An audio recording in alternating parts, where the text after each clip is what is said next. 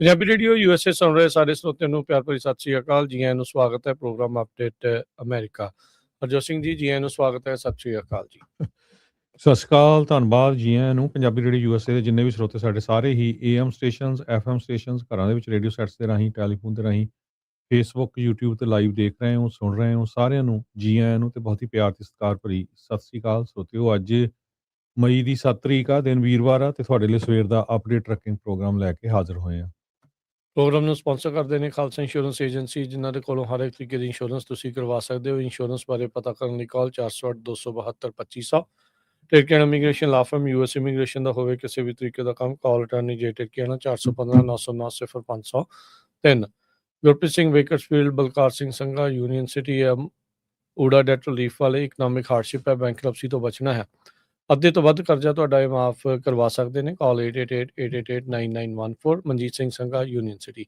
ਇਹਨਾਂ ਸਾਰਿਆਂ ਦਾ ਧੰਨਵਾਦ। ਤੁਸੀਂ ਵੀ ਇਸ ਪ੍ਰੋਗਰਾਮ ਨੂੰ ਸਪਾਂਸਰ ਕਰਨਾ ਹੋਵੇ, ਸੰਪਰਕ ਕਰੋ 408 272 5200 4082725200। ਸਰੋਤੇ, ਜਿਸ ਤਰ੍ਹਾਂ ਤੁਹਾਨੂੰ ਪਤਾ ਹੀ ਆ, ਅੱਜ ਦਾ ਜਿਹੜਾ ਸਾਡਾ ਪ੍ਰੋਗਰਾਮ ਹੁੰਦਾ ਆ ਇਹ ਟਰੱਕਿੰਗ ਨੂੰ ਲੈ ਕੇ ਹੁੰਦਾ। ਇੱਕ ਦੋ ਖਬਰਾਂ ਆਪਾਂ ਸਾਂਝੀਆਂ ਕਰਾਂਗੇ ਕੀ ਕੁਝ ਦੁਨੀਆ 'ਚ ਵਾਪਰਿਆ। ਉਹ ਤੋਂ ਬਾਅਦ ਫਿਰ ਸਾਡੇ ਨਾਲ ਰਮਨ ਢਿੱਲੋਂ ਜੀ ਜੁੜਨਗੇ ਤੇ ਟਰੱਕਿੰਗ ਨਾਲ ਇਸ਼ੂ ਜਿਹੜੇ ਆ ਉਹਨਾਂ ਦੇ ਉੱਤੇ ਡਿਸਕਸ ਕੀਤਾ ਜਾਊਗਾ। ਈਰਾਨ ਵਾਰ ਨੂੰ ਲੈ ਕੇ ਅਮਰੀਕਾ ਵਾਲੇ ਹੁਣ ਵੇਟ ਕਰ ਰਹੇ ਆ ਵੀ ਜਿਹੜਾ ਤਹਿਰਾਨ ਦਾ ਕੀ ਰਿਸਪੌਂਸ ਹੋਊਗਾ। ਅਮਰੀਕਾ ਵਾਲਿਆਂ ਨੇ ਆਪਣੀ ਲਿਸਟ ਦਿੱਤੀ ਸੀ ਵੀ ਆਹ ਚੀਜ਼ਾਂ ਹੋਣੀਆਂ ਚਾਹੀਦੀਆਂ, ਤੇ ਹੁਣ ਤਹਿਰਾਨ ਵਾਲੇ ਕਹਿੰਦੇ ਆ ਵੀ ਅਸੀਂ ਉਹਦੇ 'ਚੋਂ ਜੋ ਮੰਨਾਂਗੇ ਉਹ ਅਸੀਂ ਪਾਕਿਸਤਾਨ ਨੂੰ ਦੱਸ ਦੇਵਾਂਗੇ। ਸੋ ਉਸ ਦੀ ਜਿਹੜੀ ਵੇਟ ਹੋ ਰਹੀ ਹੈਗੀ ਆ। ਬਹੁਤ ਸਾਰੇ business leader, consumer, politician, shipping companies, ਹੋਰ ਬਹੁਤ ਸਾਰੇ ਦੁਨੀਆ ਦੇ ਵੱਖ-ਵੱਖ ਏਰੀਏ ਤੋਂ ਬਹੁਤ ਕਲੋਜ਼ਲੀ ਵਾਚ ਕਰ ਰਹੇ ਆ ਇਸ ਬ੍ਰੇਕ ਥਰੂ ਨੂੰ ਲੈ ਕੇ, ਕਿਉਂਕਿ ਮੇਜਰ ਜਿਹੜਾ ਆਇਲ ਟੈਰਿਫ ਦਾ ਰਾਊਟ ਆ ਉਹ ਇਸ ਟਾਈਮ ਟੋਟਲੀ ਬੰਦ ਹੈਗਾ ਆ। ਇਜ਼ਰਾਈਲ ਤੇ ਲੈਬਨਾਨ ਦੇ ਵਿੱਚ ਵੀ ਸੀਜ਼ ਫਾਇਰ ਆ, ਤੀਜਾ ਹਫ਼ਤਾ ਹੋ ਚੱਲਾ ਹੈਗਾ, ਤੇ US ਦੀ ਸਟੇਟ ਡਿਪਾਰਟਮੈਂਟ ਕਹਿੰਦੇ ਆ ਵੀ ਉਹ ਦੁਬਾਰਾ ਕੀ ਫੇਰ ਇੱਕ ਦੂਜੇ ਨਾਲ ਮਿਲਣ ਜਾ ਰਹੇ ਹੈਗੇ ਆ। ਤੇ ਈਰਾਨ ਦਾ ਰਿਸਪੌਂਸ ਦੇਖਦੇ ਆ। ਇਨਵੈਸਟਰ ਜੋ ਆ ਉਹ ਕਾਫੀ ਰਿਐਕਟ ਕਰ ਰਹੇ ਹੈਗੇ ਇਹਨੂੰ ਲੈ ਕੇ। ਸਟਾਕ ਵੀ ਅੱਪ ਗਏ ਹੈਗੇ, S&P ਵੀ ਜਿਹੜਾ ਅੱਪ ਗਿਆ ਹੈਗਾ, ਤੇ ਜਿਹੜਾ ਬੈਰਲ ਸੀ ਗੈਸ ਦਾ ਇੰਟਰਨੈਸ਼ਨਲ ਬੈਂਚਮਾਰਕ ਦੇ ਵਿੱਚ ਉਹ $97 ਪਰ ਬੈਰਲ ਸੀ, ਔਰ ਰਫਲੀ 4% ਇਸ ਟਾਈਮ ਡਾਊਨ ਹੈਗਾ।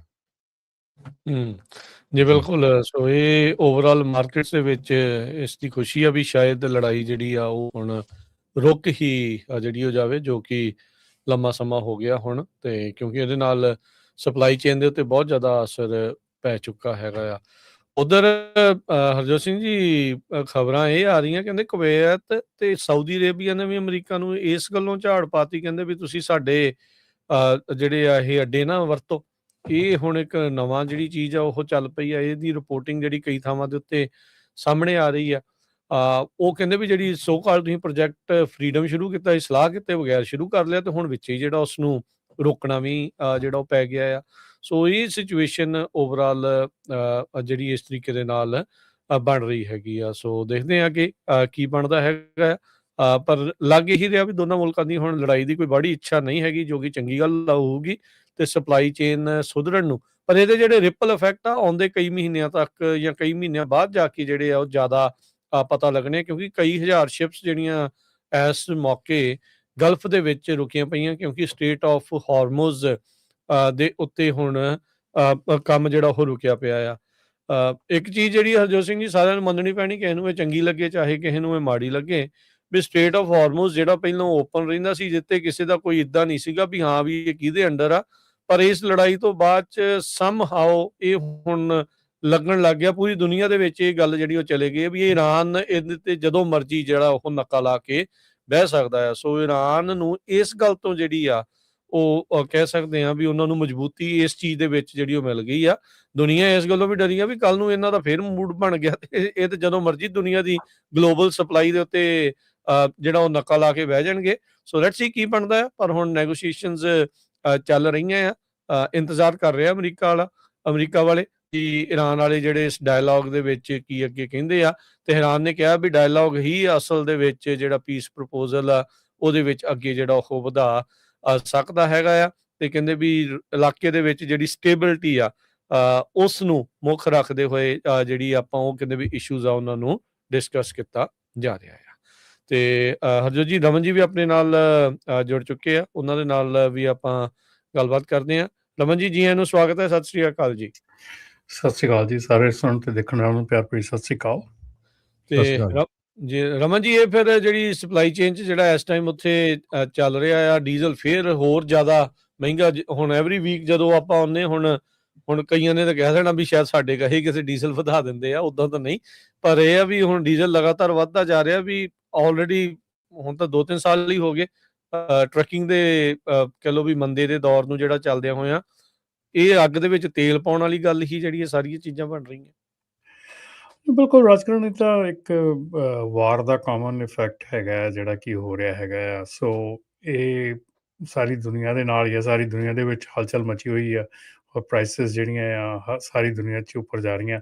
ਮੇਰੇ ਖਿਆਲ ਅਜੇ US ਦੇ ਵਿੱਚ ਐਟਲੀਸਟ ਚੀਜ਼ ਮਿਲ ਤਾਂ ਜਾਂਦੀ ਹੈ, ਮਤਲਬ ਕਈ ਕੰਟਰੀਜ਼ ਤਾਂ ਐਸੇ ਹੈਗੇ ਜਿੱਥੇ ਚੀਜ਼ਾਂ ਮਿਲਦੀਆਂ ਹੀ ਨਹੀਂ ਹੈਗੀਆਂ ਜਾਂ ਅਵੇਲੇਬਲ ਹੀ ਨਹੀਂ ਹੈਗੀਆਂ। ਸੋ ਆਪਾਂ ਆਈ ਥਿੰਕ ਡੈਫੀਨੇਟਲੀ ਭਾਰ ਤਾਂ ਬਹੁਤ ਜ਼ਿਆਦਾ ਪੈ ਰਿਹਾ ਹੈਗਾ ਇੰਡਸਟਰੀ ਦੇ ਉੱਤੇ, ਔਰ ਇੰਡਸਟਰੀ ਜਿਹੜੀ ਆ ਉਹ ਪਹਿਲਾਂ ਹੀ ਡਾਵਾਂਡੋਲ ਸੀਗੀ। ਸੋ ਉਹਦੇ ਨਾਲ ਜਿਹੜਾ ਆ ਸਿਚੁਏਸ਼ਨ ਤਾਂ ਦਿਨ ਪਰ ਦਿਨ ਜਿਹੜੀ ਆ ਉਹ ਟਫ ਹੁੰਦੀ ਜਾ ਰਹੀ ਆ, ਪਰ definitely will come out of this. So I think ਹੋਰ ਕਾਫੀ ਚੀਜ਼ਾਂ ਹੈਗੀਆਂ ਜਿਹੜੀਆਂ ਅੱਜ ਗੱਲ ਕਰਨ ਵਾਲੀਆਂ ਹੈਗੀਆਂ, ਜਿਹਦੇ ਵਿੱਚ ਕਿ ਸਾਰਿਆਂ ਨਾਲੋਂ ਵੱਡੀ ਜਿਹੜੀ ਚੀਜ਼ ਹੈਗੀ ਆ ਉਹ ਹੈਗੀ ਆ ਕਿ ਮੋਟਰਸ ਜਿਹੜਾ ਆਪਣਾ ਸੀਗਾ FMCSA ਦੀ ਨਵੀਂ ਰਜਿਸਟ੍ਰੇਸ਼ਨ ਵਾਲਾ ਰਜਿਸਟ੍ਰੇਸ਼ਨ ਸਿਸਟਮ ਉਹ ਜਿਹੜਾ ਅਨਾਊਂਸ ਹੋ ਚੁੱਕਾ ਆ। ਸੋ ਜਿਹੜਾ ਇਸ ਵੇਲੇ ਕਰੰਟ ਰਜਿਸਟ੍ਰੇਸ਼ਨ ਫੰਕਸ਼ਨੈਲਿਟੀ ਹੈਗੀ ਆ, ਇਨਕਲੂਡਿੰਗ ਨਵੀਂ ਐਪਲੀਕੇਸ਼ਨ, URS ਚੇਂਜਸ, ਫਾਈਲਿੰਗਸ, ਐਵਰੀਥਿੰਗ ਜਿਹੜਾ ਆ ਪਰਮਾਨੈਂਟਲੀ ਰਿਟਾਇਰ ਹੋ ਜਾਣਾ ਆ ਮਈ 14 ਨੂੰ ਸ਼ਾਮ ਨੂੰ 8 ਵਜੇ ਈਸਟਰਨ ਟਾਈਮ ਤੇ। ਹਫ਼ਤਾ ਰਹਿ ਗਿਆ ਪੂਰਾ। ਹਾਂਜੀ, ਮਈ 14 ਨੂੰ 8 ਵਜੇ ਸ਼ਾਮ ਨੂੰ ਈਸਟਰਨ ਟਾਈਮ ਸਾਰਾ ਜਿਹੜਾ ਸਿਸਟਮ ਦੇ ਵਿੱਚ ਜੋ ਵੀ ਚੀਜ਼ਾਂ ਹੈਗੀਆਂ ਉਹ ਰਿਟਾਇਰ ਹੋ ਜਾਣੀਆਂ। ਸੋ FMCSA ਨੇ ਇੱਕ ਗੱਲ ਕੀਤੀ ਹੈ ਕਿ ਹੁਣ ਉਹਨਾਂ ਨੇ ਕਿਹਾ ਕਿ ਜਿਹੜੇ ਕੰਪਨੀਜ਼ ਹੈਗੀਆਂ, ਕਿਉਂਕਿ ਇੱਥੇ ਰਾਜਕਰਨ ਬਹੁਤ ਜ਼ਿਆਦਾ ਕਨਫਿਊਜ਼ ਤੇ ਬਹੁਤ ਜ਼ਿਆਦੀਆਂ ਪ੍ਰੋਬਲਮਸ ਜਿਹੜੀਆਂ ਸ਼ੁਰੂ ਹੋ ਜਾਣੀਆਂ ਕਿ ਜਿਹਦੇ ਵਿੱਚ ਬਹੁਤ ਕੰਪਨੀਆਂ ਦੇ ਜਿਹੜੇ ਇਨਫੋਰਮੇਸ਼ਨ ਹੈਗੀ ਆ ਉਹ ਇਨਕਰੈਕਟ ਹੈਗੀ, ਉਹਦੇ ਵਿੱਚ ਬਹੁਤ ਕੰਪਨੀਆਂ ਦੀ ਇਨਫੋਰਮੇਸ਼ਨ ਜਿਹੜੀ ਆ ਉਹ ਠੀਕ ਨਹੀਂ ਹੈਗੀ। ਸੋ ਉਹਦੇ ਲਈ ਜਿਹੜੀਆਂ FMCSA ਆ ਉਹਨਾਂ ਵੱਲੋਂ ਇਹ ਗੱਲ ਕੀਤੀ ਗਈ ਹੈ ਕਿ ਹਰ ਕੰਪਨੀ ਨੂੰ ਆਪਣਾ ਜਿਹੜਾ ਅਕਾਊਂਟ ਹੈਗਾ ਆ, FMCSA ਵੱਲੋਂ ਕਿਹਾ ਗਿਆ ਕਿ ਪਹਿਲਾਂ ਤਾਂ ਉਹ ਦੇਖਣਾ ਜ਼ਰੂਰੀ ਆ ਕਿ ਉਹਨਾਂ ਦਾ ਅਕਾਊਂਟ ਐਕਟਿਵ ਆ। ਕਿਉਂਕਿ ਜਦੋਂ ਇਹ ਬੰਦ ਹੋ ਗਿਆ, ਦੂਜਾ ਜਿੰਨਾ ਚਿਰ ਲਾਂਚ ਨਹੀਂ ਹੁੰਦਾ ਉਹਨਾਂ ਚਿਰ ਫਿਰ ਕੋਈ ਵੀ ਚੇਂਜਸ ਨਹੀਂ ਕਰ ਸਕਦੇ। ਪਹਿਲਾਂ ਤੇ ਅਕਾਊਂਟ ਐਕਟਿਵ ਹੋਣਾ ਜ਼ਰੂਰੀ ਆ। ਦੂਜਾ, ਜਿਹੜਾ ਤੁਹਾਡੇ ਅਕਾਊਂਟ ਦੇ ਉੱਤੇ ਜਿਹੜੀ ਯੂਜ਼ਰ ਲਿਸਟ ਆ ਉਹ ਬਹੁਤ ਇੰਪੋਰਟੈਂਟ ਕਰ ਦਿੱਤੀ ਗਈ ਹੈ। ਯੂਜ਼ਰ ਲਿਸਟ ਜਿਹੜੀ ਆ ਉਹ ਤੁਸੀਂ ਮਤਲਬ ਉਹ ਚੈੱਕ ਕਰਨੀ ਹੈਗੀ ਹੈ ਕਿ ਉਹਦੇ ਵਿੱਚ ਕੌਣ ਕੌਣ ਹੈਗਾ, ਤੇ ਆਪਣੀ ਕੰਪਨੀ ਦੀ ਇਨਫੋਰਮੇਸ਼ਨ ਅਪਡੇਟ ਕਰਨੀ ਹੈਗੀ ਆ। ਸੋ MCS 150 ਜਿੱਦਾਂ ਤੁਸੀਂ ਅਪਡੇਟ ਕਰਦੇ ਹੈਗੇ ਆ, MCS 150 ਅਪਡੇਟ ਕਰ ਲਓ। ਖਾਸ ਕਰਕੇ ਇੰਪੋਰਟੈਂਟ ਜਿਹੜਾ ਹੈਗਾ ਯੂਜ਼ਰ ਲਿਸਟ। ਸੋ ਇਹਦੇ ਵਿੱਚ ਜਿਹੜਾ ਕੰਪਨੀ ਦਾ ਐਡਮਿਨ ਹੈਗਾ ਉਹਨਾਂ ਦੀ ਈਮੇਲ ਬਹੁਤ ਇੰਪੋਰਟੈਂਟ ਰਹੇਗੀ, ਕਿਉਂਕਿ ਉਹਨਾਂ ਦੀ ਈਮੇਲ ਜਿਹੜੀ ਆ ਉਹ ਉਹਦੇ ਨਾਲ ਹੀ ਸਾਰੀਆਂ ਮੇਜਰ ਚੇਂਜਸ ਜਿਹੜੀਆਂ ਹੋ ਸਕਦੀਆਂ। ਸੋ ਇੱਥੇ ਰਾਜਕਰਨ ਬਹੁਤ ਇੰਪੋਰਟੈਂਟ ਹੈਗਾ ਕਿ ਬਹੁਤ ਜਿਹੜੀਆਂ ਕੰਪਨੀਜ਼ ਹੈਗੀਆਂ, ਅਸੀਂ ਦੇਖ ਰਹੇ ਹਾਂ ਕਿ ਉਹਨਾਂ ਦੇ ਜਿਹੜੇ ਲੌਗਇਨਸ ਵਗੈਰਾ ਹੈਗੇ ਆ, ਪਾਸਵਰਡਸ ਹੈਗੇ ਆ, ਲੌਗਇਨਸ ਹੈਗੇ ਆ, ਉਹ ਸਾਰੇ ਕਈ ਜਾਂ ਤਾਂ ਜਿਹੜੀਆਂ ਪਰਮਿਟ ਵਾਲੀਆਂ ਕੰਪਨੀਆਂ ਉਹਨਾਂ ਦੇ ਕੋਲ ਹੁੰਦੇ ਆ ਜਾਂ ਕਿਸੇ ਹੋਰ ਕੋਲ ਹੁੰਦੇ ਆ ਜਿਹੜੇ ਮਾਸਟਰ ਲੌਗਇਨ ਆ। ਸੋ ਕਈ ਚੀਜ਼ਾਂ ਜਿਹੜੀਆਂ ਔਰ ਕਈਆਂ ਨੇ ਇਸ ਤਰ੍ਹਾਂ ਵੀ ਕੀਤਾ ਹੋਇਆ ਕਿ ਈਮੇਲਸ ਨਵੀਆਂ ਸਾਈਨ ਅਪ ਕਰ ਕਰਕੇ ਤੇ ਉਹਨਾਂ ਦੇ ਜਿਹੜੇ ਅਕਾਊਂਟਸ ਬਣਾਏ ਹੋਏ ਆ, ਉਹ ਵੀ ਚੀਜ਼ਾਂ ਜਿਹੜੀਆਂ ਆ ਉਹ ਤੁਹਾਨੂੰ ਧਿਆਨ ਦੇਣ ਦੀ ਲੋੜ ਹੈ, ਬਿਕੋਜ਼ ਆਉਣ ਵਾਲੇ ਸਮੇਂ ਦੇ ਵਿੱਚ ਇਹ ਸਿਚੁਏਸ਼ਨਸ ਖੜੀਆਂ ਹੋ ਜਾਣੀਆਂ ਕਿ ਤੁਹਾਨੂੰ ਸਾਰਾ ਕੁਝ ਵੈਰੀਫਾਈ ਕਰਨਾ ਪਿਆ ਕਰਨਾ। ਸੋ ਵੈਰੀਫਾਈ ਕਰਨ ਤੋਂ ਬਿਨਾਂ ਜਿਹੜਾ ਆ ਉਹ ਤੁਸੀਂ ਮੁੜ ਕੇ ਫਿਰ ਗਾਂਹ ਨਹੀਂ ਵੱਧ ਸਕਦੇ। ਸੋ ਇਸ ਕਰਕੇ ਇਸ਼ੂ ਤੇ ਪ੍ਰੋਬਲਮਸ ਜਿਹੜੀਆਂ ਕਾਫੀ ਖੜੀਆਂ ਹੋਣਗੀਆਂ ਜੇ ਤੁਸੀਂ ਟਾਈਮ ਤੇ ਇਹਨਾਂ ਨੂੰ ਨਹੀਂ ਮਤਲਬ ਕਿ ਇਹਨਾਂ ਨੂੰ ਨਹੀਂ ਦੇਖਦੇ, ਠੀਕ ਨਹੀਂ ਕਰਦੇ। ਸੋ ਜਿੱਦਾਂ ਆਪਾਂ ਸਕਰੀਨ ਤੇ ਦੇਖ ਰਹੇ ਆ, ਜਿਹੜੇ ਵਿਊਅਰਸ ਆ ਸਾਡੇ ਉਹ ਦੇਖ ਰਹੇ, ਜਿੱਦਾਂ motors.dot.gov ਇਹ ਸਾਹਮਣੇ ਆ ਜਾਂਦਾ, ਇੱਕ login.gov ਆ ਜਾਂਦਾ ਆ, ਇੱਕ ਸਾਈਨ ਇਨ ਮਾਈ ਐਕਸੈਸ ਆ ਜਾਂਦਾ ਆ। ਸੋ ਇਹਦੇ ਵਿੱਚ ਜਿਨ੍ਹਾਂ ਦੇ ਮੌਜੂਦਾ ਹੈਗੇ ਆ ਉਹਨਾਂ ਨੇ ਕਿਹੜੇ ਪਾਸੇ ਵੱਲ ਨੂੰ ਜਿਹੜਾ ਉਹ ਜਾਣਾ ਆ? ਕੀ ਹੁਣ ਇਹ ਲੌਗਇਨ ਦੇ ਨਾਲ ਹੋਣਾ ਆ ਜਾਂ ਜਿਹੜਾ sign in access my access ਆ? ਸੋ ਇਹਦੇ ਵਿੱਚ ਤੁਸੀਂ ਕਰਕੇ ਦੇਖਿਆ ਰਮਨ ਜੀ ਵੀ ਕਿਸ ਤਰੀਕੇ ਦੇ ਨਾਲ ਰਜਿਸਟ੍ਰੇਸ਼ਨ ਵਾਲੇ ਪਾਸੇ ਨੂੰ ਜਾਣਾ ਆ? ਰਾਜਕਿਰਨ ਮੈਂ ਟਰਾਈ ਕਰ ਰਿਹਾ ਤੁਹਾਨੂੰ ਕਾਪੀ ਭੇਜਣ ਦੀ, ਠੀਕ ਹੈ ਜੀ। ਜਿਹੜੀ ਆ ਉਹਦੀ ਨੋਟਿਸ ਦੀ ਕਾਪੀ ਭੇਜਣ ਦੀ। ਸੋ ਨੋਟਿਸ ਦੀ ਕਾਪੀ ਦੇ ਵਿੱਚ ਉਹਨਾਂ ਨੇ ਸਾਰਾ ਕੁਝ FAQs ਐਂਡ ਐਵਰੀਥਿੰਗ ਜਿਹੜਾ ਆ ਉਹ ਭੇਜਿਆ ਹੈਗਾ। ਹਰ ਇੱਕ ਚੀਜ਼ ਜਿਹੜੀ ਆ ਉਹਦੇ ਵਿੱਚ ਉਹਨਾਂ ਨੇ ਪ੍ਰੋਵਾਈਡ ਕੀਤੀ ਹੈਗੀ ਆ।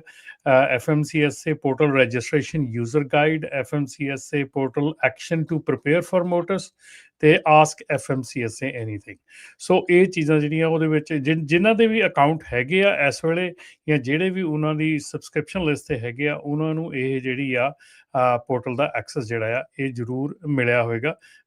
ਰਾਜਕਿਰਨ ਮੈਂ ਤੁਹਾਨੂੰ ਥੋੜੀ ਦੇਰ ਦੇ ਵਿੱਚ ਜਿਹੜਾ ਦੇਖ ਕੇ ਕੋਈ ਨਹੀਂ, ਭੇਜ ਜ਼ਰੂਰ ਘੱਲ ਦੇਣਾ ਆਪਾਂ, ਫਿਰ ਆਪਾਂ ਸ਼ੋ ਵੀ ਹਾਂਜੀ ਉਸਨੂੰ ਜਿਹੜਾ ਉਹ ਕਰ ਦੇਵਾਂਗੇ।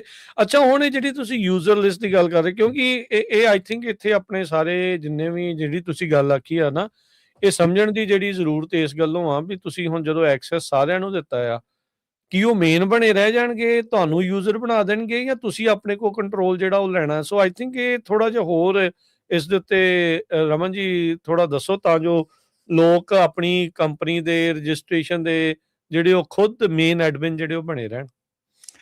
ਬਿਲਕੁਲ ਰਾਜਕਿਰਨ, ਜਿਹੜਾ ਮੇਨ ਚੀਜ਼ ਹੈਗੀ ਆ ਕਿ ਇਹਦੇ ਵਿੱਚ ਦੱਸੀ ਗਈ ਹੈ ਕਿ ਜਿਹੜੇ ਵੀ ਮੇਨ ਓਨਰ ਹੈਗਾ ਕੰਪਨੀ ਦਾ, ਉਹਨਾਂ ਦੇ ਥਰੂ ਹੀ ਸਾਰਾ ਕੁਝ ਜਿਹੜਾ ਆ ਉਹ ਹੋਣਾ ਹੈਗਾ। ਸੋ ਅੱਗੇ ਵੀ ਹੁੰਦਾ ਤਾਂ ਇਦਾਂ ਹੀ ਸੀਗਾ, ਪਰ ਹੁਣ ਥੋੜਾ ਜਿਹਾ ਸਟ੍ਰਿਕਟਨੈਸ ਹੋ ਗਈ ਹੈ ਕਿ ਕਿਉਂਕਿ ਦੇਖੋ ਅਗੇਨ ਰਾਜਕਿਰਨ ਉਹੀ ਗੱਲ ਆਉਂਦੀ ਆ ਐਟ ਦਾ ਐਂਡ ਆਫ ਦਾ ਡੇ, ਸਾਡੀ ਕਮਿਊਨਿਟੀ ਦੇ ਵਿੱਚ ਜਿਹੜਾ ਮੈਨੂੰ ਦੇਖਣ ਨੂੰ ਮਿਲਦਾ ਔਰ ਜਿਹੜਾ ਮੈਨੂੰ ਸੁਣਨ ਨੂੰ ਮਿਲਦਾ ਸਾਰਾ ਦਿਨ, ਕਿ ਸਾਡੀ ਕਮਿਊਨਿਟੀ ਦੇ ਵਿੱਚ ਕੀ ਹੁੰਦਾ ਕਿ ਸਾਡੇ ਜਿਹੜੇ ਬੰਦੇ ਹੈਗੇ ਆ ਉਹ ਕਹਿ ਦਿੰਦੇ ਆ ਕਿ ਭਾਜੀ ਤੁਸੀਂ ਆਪੇ ਲੌਗਇਨ ਕਰ ਲਿਓ, ਆਪੇ ਮੇਰਾ ਠੀਕ ਕਰ ਦਿਓ, ਜਾਂ ਆਪੇ ਤੁਸੀਂ ਲੌਗਇਨ ਕਰਕੇ ਆਪੇ ਮੇਰਾ ਅਕਾਊਂਟ ਕ੍ਰੀਏਟ ਕਰ ਦਿਓ, ਆਹ ਕਰ ਦਿਓ, ਉਹ ਕਰ ਦਿਓ। ਠੀਕ ਹੈ, ਵਾਂਸ ਜਦੋਂ ਤੁਹਾਡਾ ਲੌਗਇਨ ਪਾਸਵਰਡ ਅਗਲਾ ਕ੍ਰੀਏਟ ਹੋ ਜਾਂਦਾ ਆ ਤੇ ਅਗਲੇ ਦਾ ਕੰਟਰੋਲ ਹੋ ਜਾਂਦਾ, ਮੁੜ ਕੇ ਉਸ ਕੰਪਨੀ ਕੋਲੋਂ ਲੌਗਇਨ ਪਾਸਵਰਡ ਕਢਵਾਉਣਾ ਮੁਸ਼ਕਿਲ ਹੋ ਜਾਂਦਾ। ਮਤਲਬ ਕਿ ਉਹ ਨਹੀਂ ਦਿੰਦੇ, ਮਤਲਬ ਕਿ ਬਹੁਤ ਜ਼ਿਆਦਾ ਦੁਖੀ ਤੇ ਤੰਗ ਕਰਦੀ ਹੈ ਦੁਨੀਆ। ਸੋ ਉੱਥੇ ਫਿਰ ਪੈਸੇ ਦੀ ਮੰਗ ਕੀਤੀ ਜਾਂਦੀ ਆ, ਉੱਥੇ ਫਿਰ ਹੋਰ ਚੀਜ਼ਾਂ ਦੀ ਮੰਗ ਕੀਤੀ ਜਾਂਦੀ ਆ, ਔਰ ਇਹ ਇੱਕ ਜ਼ਰੀਆ ਬਣਦਾ ਆ ਤੁਹਾਡੀ ਜਿਹੜੀ ਆ MC ਜਿਹੜੀ ਆ ਬਲੈਕਮੇਲ ਹੋਣ ਦਾ। ਬਲੈਕਮੇਲ ਹੋਣ ਦਾ। ਤੁਸੀਂ ਉੱਥੇ ਸੋ ਇਹ ਚੀਜ਼ਾਂ ਜਿਹੜੀਆਂ ਆ, ਜੇ ਤੁਸੀਂ ਘੱਟੋ ਘੱਟ ਇੰਨਾ ਤਾਂ ਤੁਸੀਂ ਜਾਣਦੇ ਆ ਨਾ ਕਿ ਆਪਣੀ ਈਮੇਲ ਦੇ ਪਾਸਵਰਡ ਪਾ ਕੇ ਆਪਣੇ ਅਕਾਊਂਟ ਦਾ ਐਕਸੈਸ ਆਪਣੇ ਕੋਲ ਰੱਖੋ। ਰਾਜਕਿਰਨ ਇੰਨੇ ਕੁ ਕੇਸਿਸ ਮੈਨੂੰ ਸੁਣਨ ਚ ਆਉਂਦੇ ਆ ਕਿ ਜਿਹਦੇ ਵਿੱਚ ਕਿ ਉਹਨਾਂ ਦੇ ਅਕਾਊਂਟ FMCS ਨੂੰ ਕਾਲ ਕਰਕੇ ਦੁਬਾਰਾ ਕੈਂਸਲ ਕਰਕੇ ਦੁਬਾਰਾ ਤੋਂ ਇਸ਼ੂ ਕਰਾਉਣੇ ਪੈਂਦੇ ਆ, ਬਿਕਾਜ਼ ਅਦਰਵਾਈਜ਼ ਉਹਨਾਂ ਦਾ ਸਾਰਾ ਹੀ ਕੰਟਰੋਲ ਜਿਹੜਾ ਠੱਪ ਹੋ ਜਾਂਦਾ ਹੈ। ਇਹ ਫਿਰ ਸਿਚੁਏਸ਼ਨ ਬੜੀ ਬੈਡ ਬਣ ਜਾਂਦੀ ਆ ਉਹਨਾਂ ਸਾਰੀਆਂ ਕੰਪਨੀਆਂ ਦੇ ਲਈ, ਵੀ ਕਿਵੇਂ ਜਿਹੜਾ ਉਹ ਕਰਨਾ, ਕਿਵੇਂ ਹੋਣਾ ਹੈ ਨਾ, ਵੀ ਇਹ ਜਿਹੜਾ ਧਿਆਨ ਰੱਖੋ, ਆਪਣੀ ਕੰਪਨੀ ਦਾ ਕੰਟਰੋਲ ਆਪਣੇ ਹੱਥ ਦੇ ਵਿੱਚ ਰੱਖੋ। ਤੁਸੀਂ ਜੇ ਕਿਸੇ ਕੋਲ ਸਰਵਿਸ ਲੈ ਰਹੇ ਆ ਤਾਂ ਉਹ ਐਜ਼ ਏ ਸਰਵਿਸ ਪ੍ਰੋਵਾਈਡਰ ਦੇ ਤੌਰ ਦੇ ਉੱਤੇ ਹੀ ਉਸ ਨੂੰ ਜਿਹੜੀ ਉਹ ਵਰਤੋਂ ਜਿਹੜਾ ਮੋਟਰਸ ਦੇ ਵਿੱਚ ਸਿਸਟਮ ਇਹਨਾਂ ਨੇ ਜਿਹੜਾ ਅੱਗੇ ਆਉਣਾ ਆ, ਉਹਦੇ ਵਿੱਚ ਇਹੋ ਹੀ ਚੀਜ਼ ਆ ਕਿ ਤੁਹਾਡੇ ਹਰ ਇੱਕ ਯੂਜ਼ਰ ਦਾ ਸੈਪਰੇਟ ਅਕਾਊਂਟ ਹੋਣਾ ਚਾਹੀਦਾ, ਜਿਹੜਾ ਵੀ ਤੁਹਾਡੇ ਅਕਾਊਂਟ 'ਚ ਕੰਮ ਕਰ ਰਿਹਾ ਹੈਗਾ, ਤਾਂ ਕਿ ਜਦੋਂ ਤੁਹਾਡੇ ਅਕਾਊਂਟ ਦੇ ਵਿੱਚ ਕੋਈ ਚੇਂਜਸ ਹੁੰਦੀਆਂ ਹੈਗੀਆਂ, ਦੇਖੋ ਹੁਣ ਜਿਹੜੀ ਐਕਟੀਵਿਟੀ ਲੌਗਇਨ ਹੁੰਦੀ ਆ, ਐਕਟੀਵਿਟੀ ਲੌਗਇਨ ਹੋਊਗੀ ਕਿ ਕਿਹਨੇ ਤੁਹਾਡੇ ਅਕਾਊਂਟ 'ਚ ਜਾ ਕੇ ਚੇਂਜਸ ਕੀਤੀਆਂ ਹੈਗੀਆਂ, ਜੇ ਕੱਲ ਨੂੰ ਕੋਈ ਪ੍ਰੋਬਲਮ ਪੈਂਦੀ ਹੈਗੀ ਹੈ। ਪਰ ਜੇ ਤੁਸੀਂ ਅਕਾਊਂਟ ਆਪਣਾ ਉਹਨਾਂ ਨੂੰ ਦੇਤਾ, ਉਹਨਾਂ ਨੇ ਮਾਸਟਰ ਅਕਾਊਂਟ ਦੇ ਵਿੱਚ ਮਾਸਟਰ ਈਮੇਲ ਦੇ ਨਾਲ ਜਾ ਕੇ ਚੇਂਜਸ ਕਰਦੀਆਂ, ਨੋਬਡੀ ਨੋਜ਼ ਕਿ ਕਿਹਨੇ ਚੇਂਜਸ ਕੀਤੀਆਂ, ਉਹ ਸਾਰੀਆਂ ਓਨਰ ਤੇ ਪੈਂਦੀਆਂ ਕਿ ਓਨਰ ਨੇ ਚੇਂਜਸ ਕੀਤੀਆਂ, ਉਹੀ ਕੀਤੀਆਂ, ਆਪ ਹੀ ਕੀਤੀਆਂ। ਹਾਂ, ਸੋ ਆਈ ਥਿੰਕ ਇੱਥੇ ਨਾ ਹਰਜੋਤ ਸਿੰਘ ਜੀ ਗਵਾਹੀ ਦੇ ਸਕਦੇ ਆ, ਜਦੋਂ ਕਵਰਡ ਕੈਲੀਫੋਰਨੀਆ ਦੇ ਅਕਾਊਂਟ ਪਹਿਲੋਂ ਜਿਹੜੇ ਉਹ ਸੀਗੇ, ਹੁਣ ਮੈਨੂੰ ਲੱਗਦਾ ਵੀ ਉਹਨਾਂ ਨੇ ਕੀਤਾ ਆ ਵੀ ਤੁਹਾਨੂੰ ਆਪ ਆਪਣਾ ਜਿਹੜਾ ਬਣਾਉਣਾ ਪੈਣਾ, ਪਹਿਲੋਂ ਬਹੁਤ ਮਿਸਮੈਨੇਜਡ ਇਦਾਂ ਹੀ ਜਿਹੜਾ ਸਿਸਟਮ ਸੀਗਾ। ਜੀ ਬਿਲਕੁਲ ਬਿਲਕੁਲ।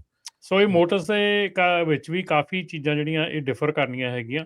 ਤੇ ਰਾਜਕਿਰਨ ਦੂਸਰੀ ਜਿਹੜੀ ਖਬਰ ਹੈ, ਆਪਣੀਆਂ 3 ELDs ਜਿਹੜੀਆਂ ਹੋਰ FMCSA ਦੀ ਲਿਸਟ ਤੋਂ ਬਾਹਰ ਹੋ ਗਈਆਂ। ਸੋ ਇਹਨਾਂ ਦੇ ਵਿੱਚ ਸੇਫ ELD ਦੇ 2 ਮਾਡਲ ਹੈਗੇ ਆ ਤੇ ਮਾਈ ਈਲੌਗਸ ELD ਦਾ ਇੱਕ ਮਾਡਲ ਹੈਗਾ। ਸੋ ਸੇਫ ELD ਦਾ ਜਿਹੜਾ ਮਾਡਲ ਨੰਬਰ ਹੈਗਾ, ਸੇਫ ELD ਐਂਡਰੋਇਡ ਤੇ ਸੇਫ ELD iOS, ਤੇ ਜਿਹੜਾ ਮਾਈ LG 2 ਇਹ ਹੈਗਾ ਆ ਮਾਈ ਲੌਗਸ ਇੰਕ ਵੱਲੋਂ ਜਿਹੜੀ ਆ। ਸੋ ਇਹ 3 ਜਿਹੜੀਆਂ ELDs ਆ, ਇਹ FMCSA ਵੱਲੋਂ ਕੱਢ ਦਿੱਤੀਆਂ, ਰਿਵੋਕ ਕਰ ਦਿੱਤੀਆਂ ਗਈਆਂ। ਜਿਹੜੇ ਵੀ ਮੋਟਰ ਕੈਰੀਅਰ ਨੂੰ ਯੂਜ਼ ਕਰਦੇ ਆ, ਉਹਨਾਂ ਕੋਲ 60 ਡੇਜ਼ ਹੈਗੇ ਆ। 60 ਡੇਜ਼ ਦੇ ਲਈ ਉਹ ਪੇਪਰ ਲੌਗ ਯੂਜ਼ ਕਰ ਸਕਦੇ ਆ, ਪਰ 60 ਡੇਜ਼ ਦੇ ਪੇਪਰ ਲੌਗ ਸ਼ੁਰੂ ਕਰਨ ਤੋਂ ਪਹਿਲਾਂ ਉਹਨਾਂ ਨੂੰ ਨਵੀਂ ELD ਜਿਹੜੀ ਆ ਉਹ ਆਰਡਰ ਕਰਨੀ ਪਊਗੀ। ਨਵੀਂ ELD ਆਰਡਰ ਕਰਕੇ ਉਹਦੇ ਪੇਪਰ ਆਪਣੇ ਕੋਲ ਰੱਖੋ, ਪੇਪਰ ਲੌਗ ਯੂਜ਼ ਕਰੋ ਫॉर 60 ਡੇਜ਼। ਜੇ ਇਹ ਕੰਪਨੀਜ਼ ਤੁਹਾਨੂੰ ਕਹਿੰਦੀਆਂ ਹੈਗੀਆਂ ਕਾਲ ਕਰਕੇ ਕਿ ਤੁਸੀਂ ਸਟਿਲ ਯੂਜ਼ ਕਰ ਸਕਦੇ ਹੈਗੇ ਆ, ਅਸੀਂ ਵਰਕ ਕਰ ਰਹੇ ਹਾਂ FMCSA ਨਾਲ, ਪਲੀਜ਼ ਬੀ ਅਵੇਅਰ, ਇਦਾਂ ਦੀ ਕੋਈ ਗੱਲ ਨਹੀਂ ਹੁੰਦੀ। ਉਹਨਾਂ ਨੂੰ ਜਿਹੜਾ ਕੰਮ ਆ ਉਹ ਬਾਹਰ ਰਹਿ ਕੇ ਕਰਨਾ ਪੈਂਦਾ ਆ। ਸੋ ਜਦੋਂ ਵੀ FMCSA ਦੀ ਲਿਸਟ ਚੋਂ ELD ਬਾਹਰ ਹੁੰਦੀ ਆ, at that point you cannot use that ELD। ਸੋ ਜੇ ਉਹ ਤੁਸੀਂ ELD ਸਟਿਲ ਯੂਜ਼ ਕਰਦੇ ਹੈਗੇ ਤੇ ਤੁਹਾਡੀ ਵਾਇਲੇਸ਼ਨ ਹੈਗੀ ਆ, ਤੁਹਾਨੂੰ ਟਿਕਟ ਮਿਲ ਸਕਦੀ ਹੈ। ਜੀ। ਜੀ। ਅਗਲੀ ਖਬਰ ਵੱਲ ਚਲੀਏ ਰਮਨ ਜੀ, ਤੇ ਆਪਾਂ ਸਰੋਤਿਆਂ ਨੂੰ ਵੀ ਬੇਨਤੀ ਕਰਦੇ ਹਾਂ, ਤੁਹਾਡਾ ਟਰੱਕਿੰਗ ਦੇ ਨਾਲ ਕੋਈ ਕੁਐਸਚਨ ਹੈਗਾ ਤੁਸੀਂ ਕਾਲ ਕਰ ਸਕਦੇ ਹੋ 408 272 5200 4082725200। ਮੈਸਾਚੂਸੇਟਸ ਦੇ ਵਿੱਚ ਇੱਕ ਬੰਦੇ ਨੂੰ ਹੁਣ ਸਜ਼ਾ ਦਿੱਤੀ ਗਈ ਹੈ ਕਿਉਂਕਿ ਉਹ ਕਹਿੰਦੇ ਭਈ ਬਲੂਟੂਥ ਡਿਵਾਈਸ ਨੂੰ ਯੂਜ਼ ਕਰਕੇ ਇੱਕ ਅੰਡਰਕਵਰ ਏਜੰਟ ਦੇ ਨਾਲ ਜਿਹੜੀ ਡੀਲ ਬਣਾ ਰਿਹਾ ਸੀ ਵੀ ਮੈਨੂੰ $3000 ਦੇ ਦੇ ਤੇ ਮੈਂ ਤੈਨੂੰ ਟਰੱਕ ਦਾ ਜਿਹੜਾ ਲਾਇਸੈਂਸ ਆ ਉਹ ਪਾਸ ਕਰਾ ਦਿੰਦਾ ਹੈਗਾ। ਮਈ 1 2026 ਨੂੰ ਫਰੈਂਕ ਕੈਸਟਰੋ 53 ਸਾਲਾਂ ਦਾ ਆ, ਉਹਨੂੰ 23 ਮਹੀਨੇ ਦੀ ਸਜ਼ਾ ਹੋਈ ਆ US attorney office of the district of Massachusetts ਵੱਲੋਂ।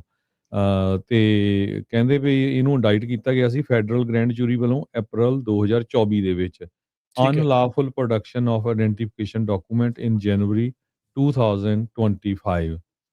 ਤੇ ਆਫੀਸ਼ੀਅਲ ਜਿਹੜੇ ਆ ਉਹ ਕਹਿ ਰਿਹਾ ਵੀ ਅਕਤੂਬਰ 18 2021 ਨੂੰ ਇੱਕ ਅੰਡਰਕਵਰ ਏਜੰਟ ਨੂੰ ਕੈਸਟਰੋ ਨੇ ਕਿਹਾ ਸੀ ਵੀ ਮੈਂ ਤੈਨੂੰ ਕਮਰਸ਼ੀਅਲ ਡਰਾਈਵਿੰਗ ਲਾਇਸੈਂਸ $3000 ਦੇ ਦੇ, ਲੈ ਕੇ ਜਿਹੜਾ ਪਾਸ ਕਰਾ ਦੂੰਗਾ।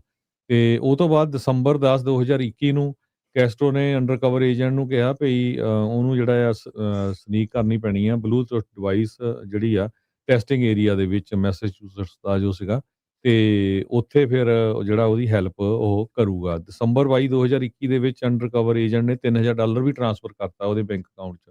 ਉਹ ਤੋਂ ਬਾਅਦ DMV ਨੂੰ ਗਿਆ ਰੰਗੇ ਜਾਣੇ ਸੀ ਕਿ ਵੀ ਹਾਂ ਵੀ ਮਿਲ ਗਏ ਆ।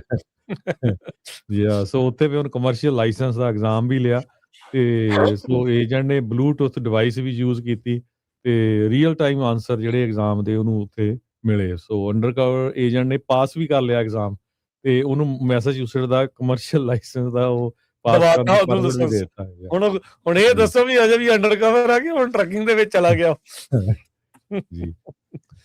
ਸੋ ਇਹਦੇ ਮਾਮਲੇ 'ਚ ਬਹੁਤ ਜ਼ਿਆਦਾ ਰਮਨ ਜੀ ਆਪਣੇ ਸਟ੍ਰਿਕਟ ਹੋ ਰਹੇ ਆ ਤੇ ਡਿਪਾਰਟਮੈਂਟ ਆਫ ਟਰਾਂਸਪੋਰਟੇਸ਼ਨ ਖੁਸ਼ ਆ, ਕਹਿੰਦੇ ਵੀ ਜੋ ਅਸੀਂ ਕਰਨਾ ਚਾਹੁੰਦੇ ਸੀ ਕਲੀਨ ਅਪ ਦਾ ਟਰੱਕਿੰਗ, ਉਹਦੇ ਮਿਸ਼ਨ 'ਚ ਅਸੀਂ ਪੂਰੇ ਕਾਮਯਾਬ ਹੋ ਰਹੇ ਹੈਗੇ ਆ। ਕਹਿੰਦੇ ਵੀ ਮੇਜਰ ਮਾਈਲਸਟੋਨ ਵਾਪਰਿਆ ਜਿਹੜਾ ਟਰੱਕਿੰਗ ਇੰਡਸਟਰੀ ਦੇ ਵਿੱਚ, ਤੇ ਜਿਹੜਾ ਕਿ ਵਾਈਲਡ ਵੈਸਟ ਜਿੱਦਾਂ ਆਪਰੇਟ ਕਰਦਾ ਸੀ ਉਸ ਨੂੰ ਹੁਣ ਟਰਾਂਸਪੋਰਟੇਸ਼ਨ ਸੈਕਟਰੀ ਸ਼ਾਨ ਡਫੀ ਹੁਣੀ ਕਹਿੰਦੇ ਆ ਕਿ we have brought back common sense rules of the road including requiring English language proficiency and valid working documents for foreign drivers। ਜੀ ਜੀ ਬਿਲਕੁਲ। ਤੇ ਹਾਂਜੀ ਸਰੋਤਿਓ, ਆਪਣੇ ਕਾਲਰ ਵੀ ਹਰਜੋਤ ਸਿੰਘ ਜੀ, ਰਮਨ ਜੀ ਆਪਣੇ ਨਾਲ ਜਿਹੜੇ ਉਹ ਜੁੜੇ ਆ ਥੋੜੇ ਚਿਰ ਪਹਿਲਾਂ, ਮੈਨੂੰ ਲੱਗਦਾ ਮਹੀਨਾ 2 ਮਹੀਨੇ ਪਹਿਲਾਂ ਉਹ ਸਦਰਨ ਕੈਲੀਫੋਰਨੀਆ ਦੀ ਵੀ ਕਾਉਂਟੀ ਤੋਂ ਇਹੀ ਉਹ ਕੈਮਰੇ ਲੱਗੇ ਬਲੂਟੁੱਥ ਡਿਵਾਈਸਾਂ ਦੇ ਚੰਗੀ ਉਹਨਾਂ ਨੇ ਜਿਹੜੀ ਇਨਵੈਸਟੀਗੇਸ਼ਨ ਕਰਕੇ ਐਕਸਪੋਜ਼ ਜਿਹੜਾ ਉਹ ਕੀਤਾ ਸੀਗਾ ਵੀ ਇਹ ਜਿਹੜਾ ਤਰੀਕਾ ਆ ਉਹ ਵਰਤਿਆ ਜਾ ਰਿਹਾ ਸੀਗਾ ਲਾਇਸੈਂਸ ਜਿਹੜੇ ਉਹ ਦਿਵਾਉਣ ਦੇ ਲਈ। ਹੁਣ ਇਹਨੂੰ ਜਾਲੀ ਲਾਇਸੈਂਸ ਕਹਾਂਗੇ, ਕੀ ਕਹਾਂਗੇ ਵੀ ਰਿਸ਼ਵਤ ਵਾਲਾ ਲਾਇਸੈਂਸ ਆ ਵੀ ਕਿੱਦਾਂ ਇਹ ਹੋਇਆ ਫਿਰ ਇਹ ਗੱਲ?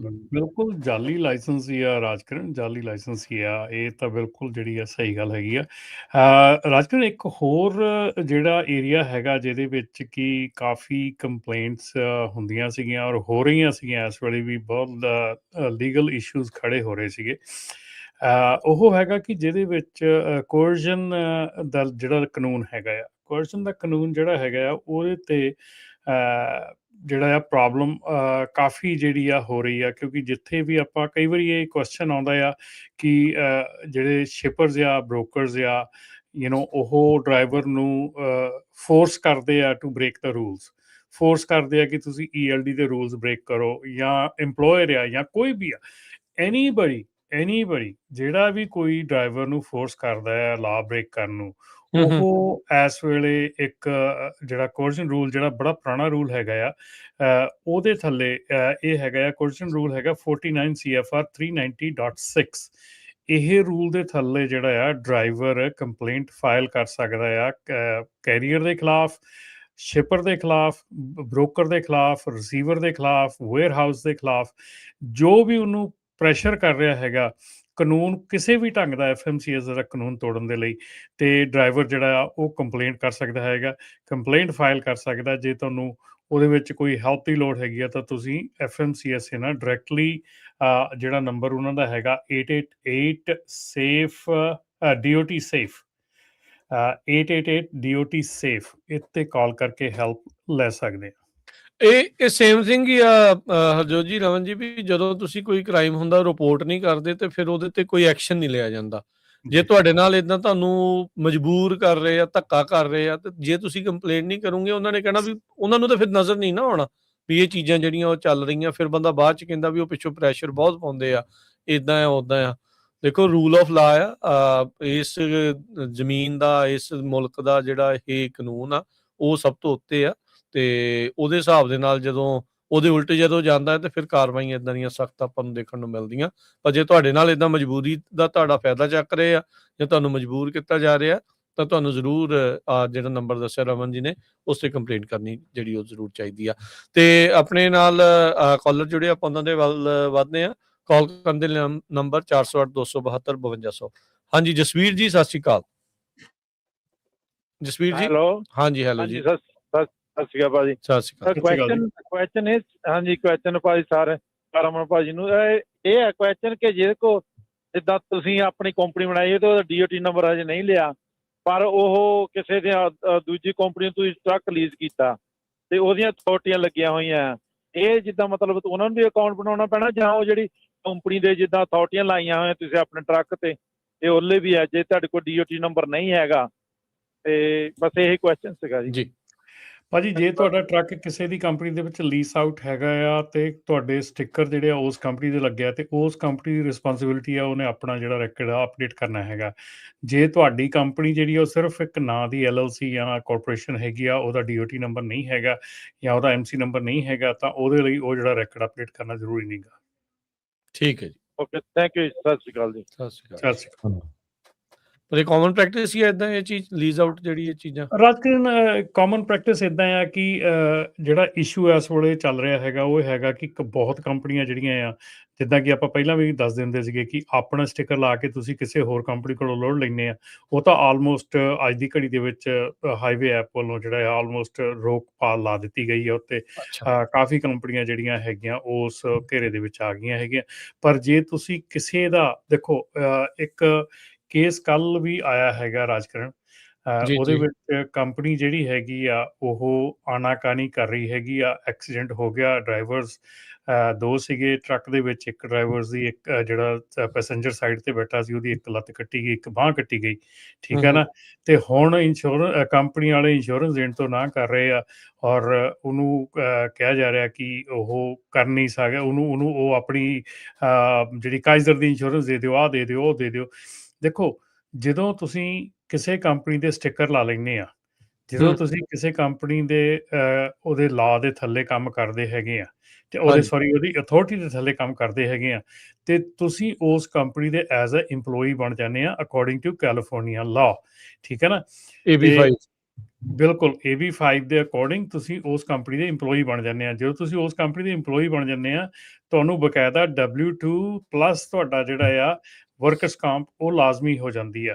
ਸੋ ਇਹ ਜਿਹੜੀ ਚੀਜ਼ ਆ ਇਹ ਬਹੁਤ ਜ਼ਿਆਦੀ ਇਸ ਵੇਲੇ ਜਿਹੜੀ ਆ ਗ੍ਰੇ ਏਰੀਏ ਦੇ ਵਿੱਚ ਆਪਣੀਆਂ ਕੰਪਨੀਆਂ ਰੱਖ ਰਹੀਆਂ ਹੈਗੀਆਂ, ਜਿਹੜੀਆਂ ਕਿ ਮਤਲਬ ਕਿ ਉਹ ਹੁਣ ਇਨਸਾਨ ਜਿਹੜਾ ਆ ਉਹ ICU ਦੇ ਵਿੱਚ ਇਸ ਵੇਲੇ ਪਿਆ ਆ ਤੇ ਉਹਦੀ ਉਧਰ ਇਲਾਜ ਹਸਪੀਟਲ ਵਾਲੇ ਇੰਸ਼ੋਰੈਂਸ ਮੰਗ ਰਹੇ ਹੈਗੇ ਆ ਤੇ ਲੇਕਿਨ ਕੰਪਨੀ ਜਿਹੜੀ ਆ ਉਹ ਇੰਸ਼ੋਰੈਂਸ ਦੇਣ ਤੋਂ ਆਨਾਕਾਨੀ ਕਰ ਰਹੀ ਆ। ਐਟਲੀਸਟ ਜਿਹੜੀ ਉਹਦੀ ਟਰੱਕ ਦੀ ਇੰਸ਼ੋਰੈਂਸ ਹੈਗੀ ਆ, ਹੁਣ ਇਹ ਨਹੀਂ ਪਤਾ ਹੈਗਾ ਉਹ ਟਰੱਕ ਦੀ ਇੰਸ਼ੋਰੈਂਸ ਵੀ ਪੇ ਕਰ ਰਹੇ ਆ ਮੰਥਲੀ, ਪਰ ਉਹ ਇਹ ਨਹੀਂ ਪਤਾ ਹੈਗਾ ਕਿ ਟਰੱਕ ਉਹਦੇ ਵਿੱਚ ਐਡਿਡ ਹੈਗਾ, ਟਰੱਕ ਦਾ ਡਰਾਈਵਰ ਐਡਿਡ ਹੈਗਾ, ਕੀ ਚੀਜ਼ਾਂ ਹੈਗੀਆਂ ਕੀ ਨਹੀਂ ਹੈਗੀਆਂ।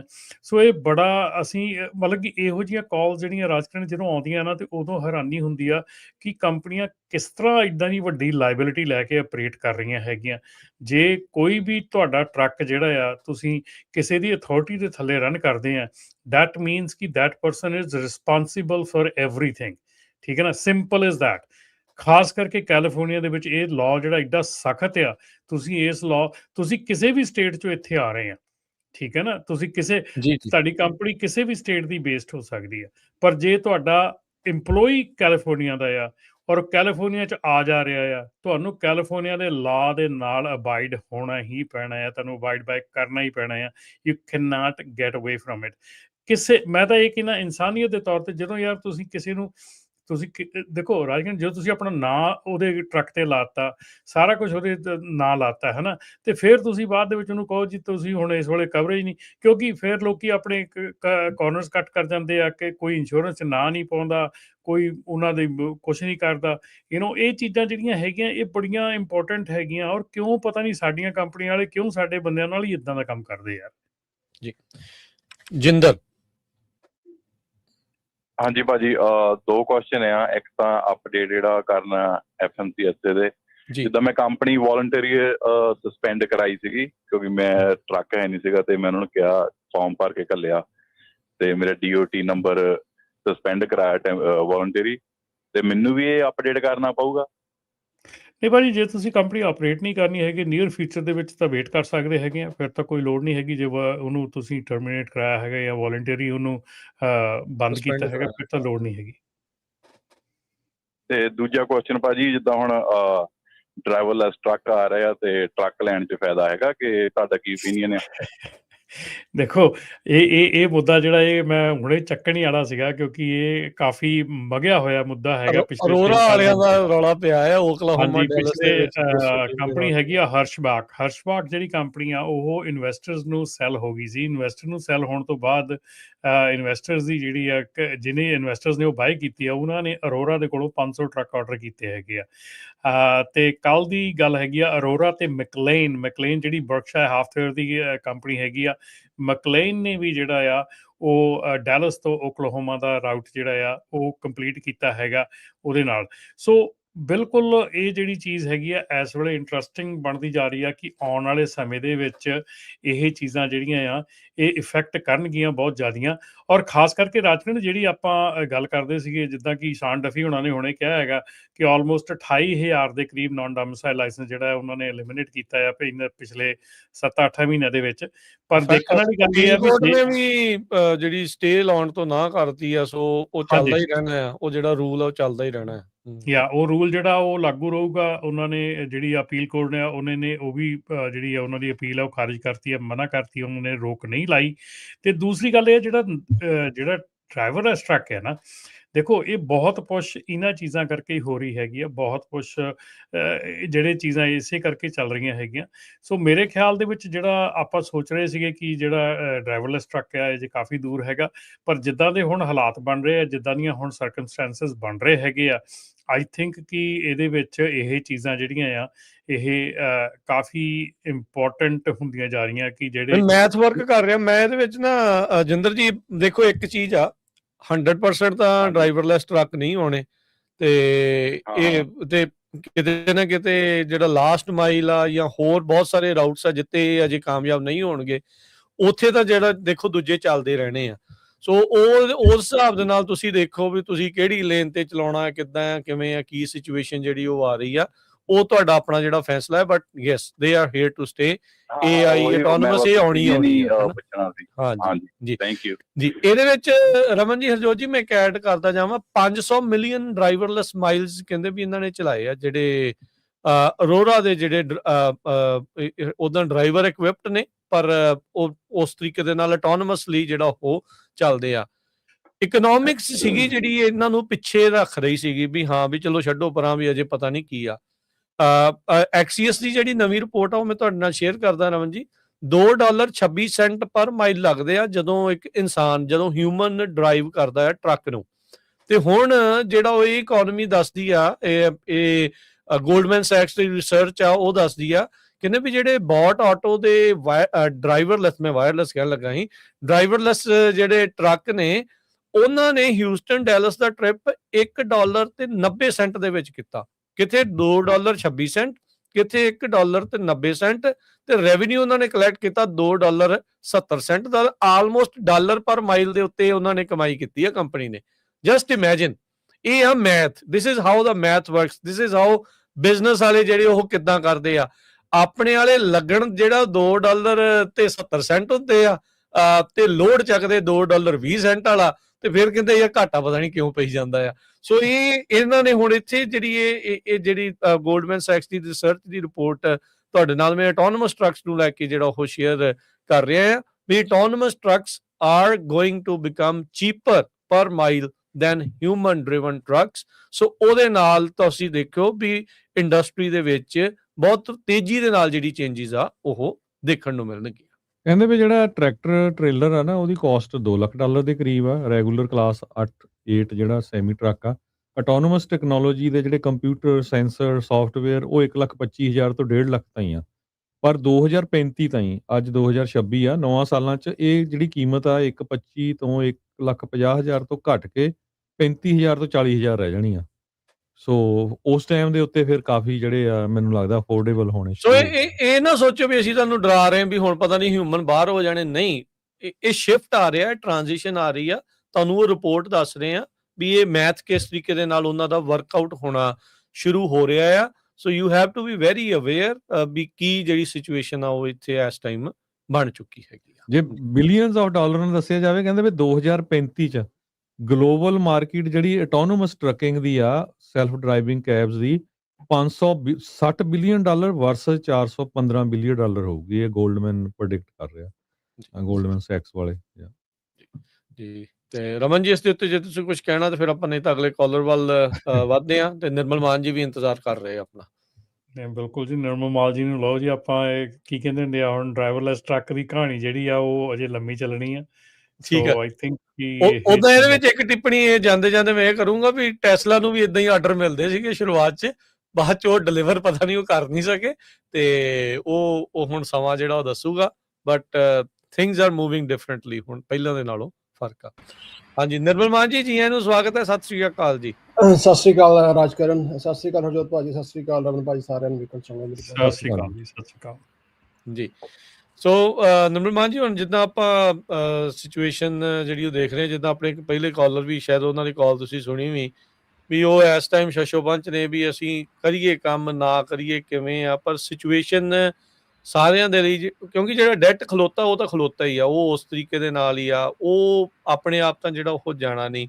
ਸੋ ਉਹਨੂੰ ਹੁਣ ਉਹਨਾਂ ਮਸਲਿਆਂ ਨੂੰ ਹੁਣ ਹੱਲ ਕਰਨ ਦੇ ਲਈ ਕੀ ਜਿਹੜੀਆਂ ਚੀਜ਼ਾਂ ਉਹ ਕਰਨੀਆਂ ਚਾਹੀਦੀਆਂ? ਦੇਖੋ, ਇੱਕ ਤਾਂ ਗੱਲ ਇਹ ਕਿ ਰਾਜਕਰਨ ਹੁਣ ਜਿੰਨੇ ਵੀ ਹੈਗੇ ਨੇ ਕਲੈਕਸ਼ਨ ਕੰਪਨੀਆਂ, ਜਿੰਨੇ ਵੀ ਕ੍ਰੈਡੀਟਰਸ ਨੇ, ਜ਼ਿਆਦਾ ਅਗਰੈਸਿਵ ਹੋ ਰਹੇ ਨੇ ਅਗਲੇ ਪਿਛਲੇ ਟਾਈਮ ਨਾਲ, ਬਿਕੋਜ਼ ਹੁਣ ਲੋਕੀ ਜ਼ਿਆਦਾ ਡਿਫਾਲਟ ਕਰਦੇ ਪਏ ਨੇ। ਓਵਰਆਲ ਜੇ ਇਕੋਨਮੀ ਦੇਖੀਏ ਤੇ ਰਿਪੋਰਟਾਂ, ਜੌਬ ਰਿਪੋਰਟ ਕਰੀਏ ADB ਦੀ, ਤੇ ਬੈਟਰ ਆਈਆਂ ਨੇ। ਸੋ ਸਟੇਬਿਲਿਟੀ, ਜੇ ਐਡਮਿਨਿਸਟ੍ਰੇਸ਼ਨ ਦੀ ਗੱਲ ਕਰੀਏ ਤਾਂ ਕਹਿੰਦੇ ਸਟੇਬਿਲਿਟੀ ਆਉਂਦੀ ਪਈ ਹੈ, ਪਰ ਜੇ ਇੰਡੀਵਿਜੂਅਲ ਲੈਵਲ ਤੇ ਦੇਖੀਏ ਇੱਕ ਫੇਅਰ ਫੈਕਟਰ ਸਾਰੇ ਪਾਸੇ ਥਰੂ ਆਊਟ ਇਕੋਨਮੀ ਦਾ ਬਣਿਆ ਹੋਇਆ। ਸੋ ਓਵਰਆਲ ਜਿਹੜਾ ਡੈਟ ਆ ਹਮੇਸ਼ਾ ਐਵਰੀਡੇ ਵੱਧਦਾ ਪਿਆ, ਔਰ ਇਸ ਕਰਕੇ ਇਨਫਲੇਸ਼ਨ ਵੀ ਵੱਧਦੀ ਪਈ, ਇਸ ਕਰਕੇ ਜਿਹੜਾ ਆਪਣਾ ਫੈਡ ਨੇ ਰੇਟ ਵੀ ਨਹੀਂ ਘਟਾਏ। ਸੋ ਡੈਟ ਵੱਧਦਾ ਪਿਆ। ਔਰ ਮੈਂ ਤਾਂ ਇਹੀ ਕਹਿੰਦਾ ਕਿ ਜੇ ਤੁਹਾਡਾ ਡੈਟ ਹੈਗਾ ਤਾਂ ਸਿੰਪਲ ਟੈਸਟ ਹੈ ਕਿ ਤੁਸੀਂ ਲਗਾਤਾਰ 2 ਜਾਂ 3 ਮਹੀਨੇ ਤੋਂ ਮਿਨੀਮਮ ਪੇਮੈਂਟਸ ਦਿੰਦੇ ਪਏ ਹੋ। So you should consider talking to some debt saving company, ਸਾਡੇ ਨਾਲ ਕਰ ਲਓ ਜਾਂ ਕਿਸੇ ਹੋਰ ਨਾਲ ਕਰ ਲਓ। ਔਰ ਇਹਦੇ 'ਚ ਇਹੀ ਹੈ ਕਿ ਤੁਸੀਂ ਇਹ ਦੇਖ ਸਕਦੇ ਹੋ ਕਿ ਤੁਹਾਡਾ ਓਵਰਆਲ ਕਿੰਨਾ ਡੈਟ ਆ, ਜੇ ਤੁਸੀਂ ਔਰ ਸਾਰਾ ਕੈਲਕੂਲੇਸ਼ਨ ਕਰ ਸਕਦੇ ਹੋ ਕਿੰਨੇ ਤੁਹਾਡੇ ਤੁਹਾਨੂੰ ਦੇਣੇ ਪੈਂਦੇ ਨੇ। ਔਰ ਲੌਂਗ ਰਨ ਦੇ ਵਿੱਚ ਤੁਹਾਨੂੰ ਜੇ 10,000 ਦੇਣਾ ਤੇ ਤੁਸੀਂ you may end up paying $70,000-80,000, and here you can save more than half. ਔਰ ਬਾਕੀ ਤੁਸੀਂ ਰਹਿੰਦੇ ਦੀਆਂ ਆਸਾਨ ਕਿਸ਼ਤਾਂ ਬਣਾ ਸਕਦੇ ਹੋ। ਔਰ ਵੀ ਡੂ ਨਾਟ ਚਾਰਜ, ਅਸੀਂ ਇੱਕ ਵੀ ਨਿੱਕਾ ਪੈਸਾ ਚਾਰਜ ਨਹੀਂ ਕਰਦੇ ਜਿੰਨਾ ਤੋਂ ਤੁਹਾਡਾ ਕਰਜ਼ਾ ਮਾਫ ਨਹੀਂ ਹੋ ਜਾਂਦਾ। ਸੋ ਇਹਦੇ ਬਾਰੇ ਜ਼ਿਆਦਾ ਜਾਣਕਾਰੀ ਲੈਣੀ ਹੈ, ਕਾਲ ਕਰ ਲਓ। ਨੰਬਰ ਹੈ ਸਾਡਾ 888 888 9914 888-888-9914। ਜੀ ਹਰਜੋਤ ਜੀ, ਰਮਨ ਜੀ, ਜੇ ਕੁਝ ਨਿਰਮਲ ਮਾਨ ਜੀ ਨੂੰ ਤੁਸੀਂ ਵੀ ਪੁੱਛਣਾ ਆ ਤਾਂ। ਜੀ ਬਿਲਕੁਲ, ਹੁਣ ਪਤਾ ਹੀ ਆ ਸਿਚੁਏਸ਼ਨ ਕੀ ਚੱਲਦੀ ਆ। ਇਕੱਲਾ ਟਰੱਕਿੰਗ ਨਹੀਂ, ਹੋਰ ਇੰਡਸਟਰੀ ਆਪਾਂ ਰੋਜ਼ ਡਿਸਕਸ ਕਰਦੇ ਹਾਂ, ਚਾਹੇ ਆਪਣੇ ਜਿਹੜੇ ਬੰਦੇ ਹੈਗੇ ਆ ਸਮਾਲ ਬਿਜ਼ਨਸ ਓਨਰਸ ਹੈਗੇ ਬਹੁਤ, liquor store, grocery store, gas station, ਸਾਰੇ ਬਿਜ਼ਨਸਿਸ ਕਾਫੀ ਸਲੋ ਜਾ ਰਹੇ ਆ। ਲਿਕਰ ਸਟੋਰ ਵਗੈਰਾ ਤਾਂ 40% ਤੱਕ ਵੀ ਜਿਹੜੇ ਆ ਉਹਨਾਂ ਦੀਆਂ ਸੇਲ ਘਟ ਗਈਆਂ ਆ। ਬਹੁਤ ਸਾਰੇ, ਮੈਂ ਕੱਲ੍ਹ ਇੱਕ ਮੇਰਾ ਦੋਸਤ ਆ, ਉਹ ਰੈਸਟੋਰੈਂਟ ਓਨਰ ਆ, ਉਹਦੇ ਨਾਲ ਗੱਲ ਕਰ ਰਿਹਾ ਸੀ। ਕਹਿੰਦਾ ਭਾਜੀ $25,000 ਪਰ ਮੰਥ ਰੈਂਟ ਆ ਬੇ ਏਰੀਏ 'ਚ, ਹੁਣ ਦੱਸੋ ਤੁਸੀਂ ਕੀ ਸਰਵਾਈਵ ਕਰੋਗੇ। ਉੱਤੋਂ ਜਿਹੜੀ ਸੇਲ ਆ ਉਹ ਘਟ ਗਈ ਹੈਗੀ ਆ। ਸੋ ਜਿਹੜੀ ਸਿਚੁਏਸ਼ਨ ਆ ਉਹ ਬਹੁਤ ਆਉਣ ਵਾਲੇ ਸਮੇਂ 'ਚ ਲੱਗਦਾ ਨਹੀਂ ਵੀ ਹਜੇ ਟਾਈਮ ਲੱਗੂਗਾ, ਉੱਤੋਂ ਗੈਸ ਦੀਆਂ ਪ੍ਰਾਈਸਿਸ ਨੂੰ ਲੈ ਕੇ। ਸੋ ਜਿਹੜਿਆਂ ਨੂੰ ਲੱਗਦਾ ਆ ਵੀ ਉਹਨਾਂ ਦੇ ਬਹੁਤ ਸਾਰਾ ਡੈਪਟ ਇਕੱਠਾ ਹੋਇਆ, ਨਿਰਮਲ ਭਾਜੀ ਨਾਲ ਕੰਟੈਕਟ ਕਰੋ, ਕੁਛ ਨਾ ਕੁਛ ਇਹ ਸੋਲਿਊਸ਼ਨ ਕੱਢ ਕੇ ਦੇਣਗੇ। ਬਿਲਕੁਲ ਜਿੱਦਾਂ ਅਜੋਤ ਭਾਈ ਤੁਸੀਂ ਕਿਹਾ, ਜੇ ਅੱਜ ਵੀ ਖੁੱਲ ਜਾਂਦੀ ਹੈ ਲੜਾਈ, ਅੱਜ ਵੀ ਖਤਮ ਹੋ ਜਾਂਦੀ ਹੈ, ਤਾਂ ਵੀ ਕਈ ਸਾਲ ਲੱਗਣੇ ਆ ਚੀਜ਼ ਨੂੰ ਦੁਬਾਰਾ ਰੀਕੂਪ ਹੁੰਦਿਆਂ ਨੂੰ। ਔਰ ਜਿਹੜੀ ਰਿਸੈਸ਼ਨ ਬਗੈਰ ਇਹ ਤੋਂ ਸ਼ੁਰੂ ਹੋਈ ਪਈ ਸੀ ਆਪਣੇ ਐਨਰਜੀ ਕ੍ਰਾਈਸਿਸ ਤੋਂ, ਔਰ ਐਨਰਜੀ ਕ੍ਰਾਈਸਿਸ ਨਾਲ ਨਾਲ ਸਪੀਡ ਅਪ ਹੋ ਗਈ ਹੈ। ਸੋ ਅਨਫੋਰਚੂਨੇਟਲੀ ਚੀਜ਼ਾਂ ਜਿਹੜੀਆਂ ਨੇ ਖਰਾਬ ਨੇ, ਚਾਹੇ ਸਮਾਲ ਬਿਜ਼ਨਸ ਓਨਰ ਹੈ, ਚਾਹੇ ਟੈਕ ਵਰਕਰਸ ਨੇ। ਜੇ ਥੋੜ੍ਹੀ ਜਿਹੀ ਰਾਹਤ ਕਿਤੇ ਮਾੜੀ ਮੋਟੀ ਹੈਗੀ ਹੈ ਤੇ ਉਹ ਪ੍ਰਾਇਮਰਲੀ ਆਪਣਾ ਤੁਹਾਡੇ ਇਹਦੇ 'ਚ ਹੀ ਆ, ਆਪਣੇ ਹਸਪੀਟੈਲਿਟੀ ਦੇ ਵਿੱਚ, ਤੇ ਥੋੜ੍ਹੀ ਜਿਹੀ ਇਹਦੇ 'ਚ ਆਪਣੀ ਮੈਡੀਕਲ ਫੀਲਡ ਦੇ ਵਿੱਚ। ਬਾਕੀ ਤਾਂ ਸਾਰੇ ਪਾਸੇ ਜਿਹੜੀ ਆ ਲੇ ਆਫਸ ਹੀ ਚੱਲਦੇ ਪਏ ਨੇ। ਸੋ ਆਈ ਥਿੰਕ ਚਿੰਤਾ ਦਾ ਕਾਰਨ ਤਾਂ ਹੈਗਾ, ਪਰ ਚਿੰਤਾ ਦਾ ਕਾਰਨ ਨਹੀਂ ਵੀ ਹੈਗਾ, because we are in this market for last 20 years। ਤੇ ਤੁਹਾਨੂੰ ਕਿਸੇ ਨੂੰ ਵੀ ਕੋਈ ਇਹਦੇ ਬਾਰੇ ਜਾਣਕਾਰੀ ਲੈਣੀ ਹੋਏਗੀ, ਲਾਈਕ ਆਈ ਸੈਡ ਕਿ ਵੀ ਡੋਂਟ। ਜੇ ਮੈਂ ਰੀਅਲ ਸਟੇਟ ਦੀ ਕਰਦਾ ਜਾਵਾਂ, ਕਿਉਂਕਿ ਤੁਸੀਂ ਰੀਅਲ ਸਟੇਟ 'ਚ ਵੀ ਇਨਵੋਲਵ ਆ, ਜਿਹੜਾ ਫੌਕਸ ਚੈਨਲ ਆ, ਸਾਰਿਆਂ ਨੂੰ ਪਤਾ ਵੀ ਫੌਕਸ ਚੈਨਲ ਟਰੰਪ ਉਹਨਾਂ ਦਾ ਸਮਰਥਕ ਵਾਲਾ ਚੈਨਲ ਹੈਗਾ ਆ। ਉਹਨਾਂ ਨੇ ਹੀ 2 ਦਿਨ ਪਹਿਲਾਂ ਜਿਹੜੀ ਰਿਪੋਰਟ ਛਾਪੀ ਆ ਵੀ ਕਹਿੰਦੇ ਵੀ ਫੋਰਕਲੋਜ਼ਰ ਪਿਛਲੇ 6 ਸਾਲਾਂ 'ਚ ਇਸ ਵੇਲੇ ਹਾਈਐਸਟ ਲੈਵਲ ਦੇ ਉੱਤੇ ਆ। ਕਾਰਨ ਕੀ ਆ? ਇੰਸ਼ੋਰੈਂਸ ਦੇ ਰੇਟਸ ਬੜੇ ਹਾਈ ਆ, ਘਰਾਂ ਦੇ ਪ੍ਰੋਪਰਟੀ ਟੈਕਸ ਬਹੁਤ ਹਾਈ ਹੈਗੇ ਆ, ਲੋਕ ਲੇ ਆਫ ਹੋ ਰਹੇ ਆ। ਜਿਹੜਾ ਡਾਟਾ ਉਹਨੇ ਦੱਸਿਆ ਵੀ 1,19,000 ਯੂਐਸ ਦੀਆਂ ਪ੍ਰੋਪਰਟੀਜ਼ ਪਹਿਲੇ ਕੁਆਰਟਰਸ ਦੇ ਵਿੱਚ ਫੋਰਕਲੋਜ਼ ਹੋਈਆਂ ਆ, ਜੋ ਕਿ 26% ਹਾਈ ਆ ਪਿਛਲੇ ਸਾਲ ਨਾਲੋਂ। ਬਿਲਕੁਲ। ਔਰ ਜਿਹੜੀ ਘਰਾਂ ਦੀ ਇਹਨੂੰ ਐਡ ਕਰਦਾ ਭਾਜੀ, ਜਿਹੜੀ ਘਰਾਂ ਦੀ ਸੇਲਸ ਹੈ ਜੋ ਭਾਜੀ, ਜਿਹੜੀ ਸੇਲਸ ਹੈ ਇਟਸ ਲੋਐਸਟ ਸਿੰਸ 1995। ਇੰਨੀ ਘੱਟ ਸੇਲ ਕਦੇ ਹੋਈ ਨਹੀਂ ਘਰਾਂ ਦੀ ਹੈਗੀ ਹੈ ਜਿਹੜੀ। ਸੋ ਇਨਵੈਂਟਰੀ ਵੱਧਦੀ ਪਈ ਹੈ।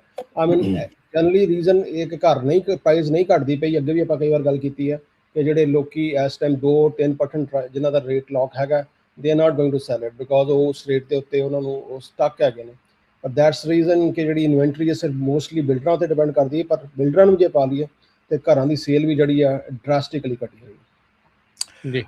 ਆਈ ਥਿੰਕ ਇੱਥੇ ਇੱਕ ਚੀਜ਼ ਦਾ ਖਿਆਲ ਰੱਖਣਾ ਵੀ ਜ਼ਰੂਰੀ ਆ ਕਿ ਜਦੋਂ ਇੱਦਾਂ ਦਾ ਮਾਹੌਲ ਆਉਂਦਾ ਆ, ਇੱਕ ਜਿਹੜੇ ਬਿਜ਼ਨਸ 'ਚ ਤੁਸੀਂ ਹੈਗੇ ਆ ਉਹ ਬਿਜ਼ਨਸ ਥੱਲੇ ਨੂੰ ਜਾ ਰਿਹਾ ਜਾਂ ਬਿਜ਼ਨਸ ਦੇ ਵਿੱਚ ਪ੍ਰੋਬਲਮ ਆ ਰਹੀ ਆ, ਅਤੇ ਆਪਣੇ ਕਮਿਊਨਿਟੀ ਦੀ ਇੱਕ ਜਿਹੜੀ ਆਦਤ ਹੈਗੀ ਹੈ ਕਿ ਆਹ ਬਿਜ਼ਨਸ ਛੱਡ ਕੇ ਦੂਜਾ ਬਿਜ਼ਨਸ ਖੋਲ੍ਹਣਾ, ਦੂਜਾ ਜਿੱਧਰ ਨੂੰ 4 ਬੰਦੇ ਹੋਰ ਜਾਂਦੇ ਆ। ਜਿੱਦਾਂ ਆਪਾਂ ਟਰੱਕਿੰਗ 'ਚ ਗੱਲ ਕਰਦੇ ਸੀ, ਬਾਕਸ ਟਰੱਕ ਦੀ ਗੱਲ ਕਰਦੇ ਸੀਗੇ, ਜਿਹੜਾ ਐਮਰਜੈਂਸੀ ਜਿਹੜਾ ਆਪਣਾ ਹੈਗਾ ਆ ਟਰਾਂਸਪੋਰਟੇਸ਼ਨ ਬਿਜ਼ਨਸ ਹੈਗਾ ਆ, ਨਾਨ ਐਮਰਜੈਂਸੀ ਜਿਹੜਾ ਬਿਜ਼ਨਸ ਹੈਗਾ। ਸੋ ਕਈ ਐਸੇ ਬਿਜ਼ਨਸ ਹੈਗੇ ਜਿਹਦੇ ਵਿੱਚ ਆਪਣੇ ਲੋਕੀ ਜਿਹੜੇ ਆ ਨਾ ਉਹ ਧੜਾ ਧੜ ਇੱਕਦਮ ਉੱਧਰ ਨੂੰ ਤੁਰ ਪੈਂਦੇ ਸਾਰੇ। ਸੋ ਜਿਹੜਾ ਵੀ ਤੁਸੀਂ ਕੋਈ ਬਿਜ਼ਨਸ ਕਰਨਾ ਹੈ, ਪਹਿਲਾਂ ਆਪਣੀ ਕਾਬਲੀਅਤ ਦੇਖੋ ਕਿ ਤੁਸੀਂ ਉਹ ਬਿਜ਼ਨਸ ਰਨ ਕਰਨ ਦੇ ਕਾਬਿਲ ਹੈਗੇ ਆ, ਤੁਸੀਂ ਉਹਦੀ ਸਾਰੀ ਇਨ ਐਂਡ ਆਊਟ ਜਾਣਦੇ ਆ, ਤੁਸੀਂ ਹਰ ਚੀਜ਼ ਨੂੰ ਵਿਚਾਰੋ, ਹਰ ਚੀਜ਼ ਨੂੰ ਧਿਆਨ ਦੇ ਨਾਲ ਦੇਖੋ ਬਿਫੋਰ ਇਹਦੇ ਕਿ ਇਹ ਗੱਲ ਸੋਚੋ ਕਿ ਭਾਈ ਫਲਾਣੇ ਨੇ ਕਰ ਲਿਆ ਸੋ ਅਸੀਂ ਵੀ ਕਰ ਲੈਣਾ। ਸੋ ਇਹ ਚੀਜ਼ ਨਹੀਂ ਪਹਿਲਾਂ ਆਪਾਂ ਨੂੰ ਪ੍ਰੋਬਲਮ ਕੀਤੀ ਆ, ਇਹ ਚੀਜ਼ ਹੀ ਅੱਜ ਆਪਾਂ ਨੂੰ ਫਿਰ ਪ੍ਰੋਬਲਮ ਅੱਗੇ ਆ ਰਹੀ ਆ।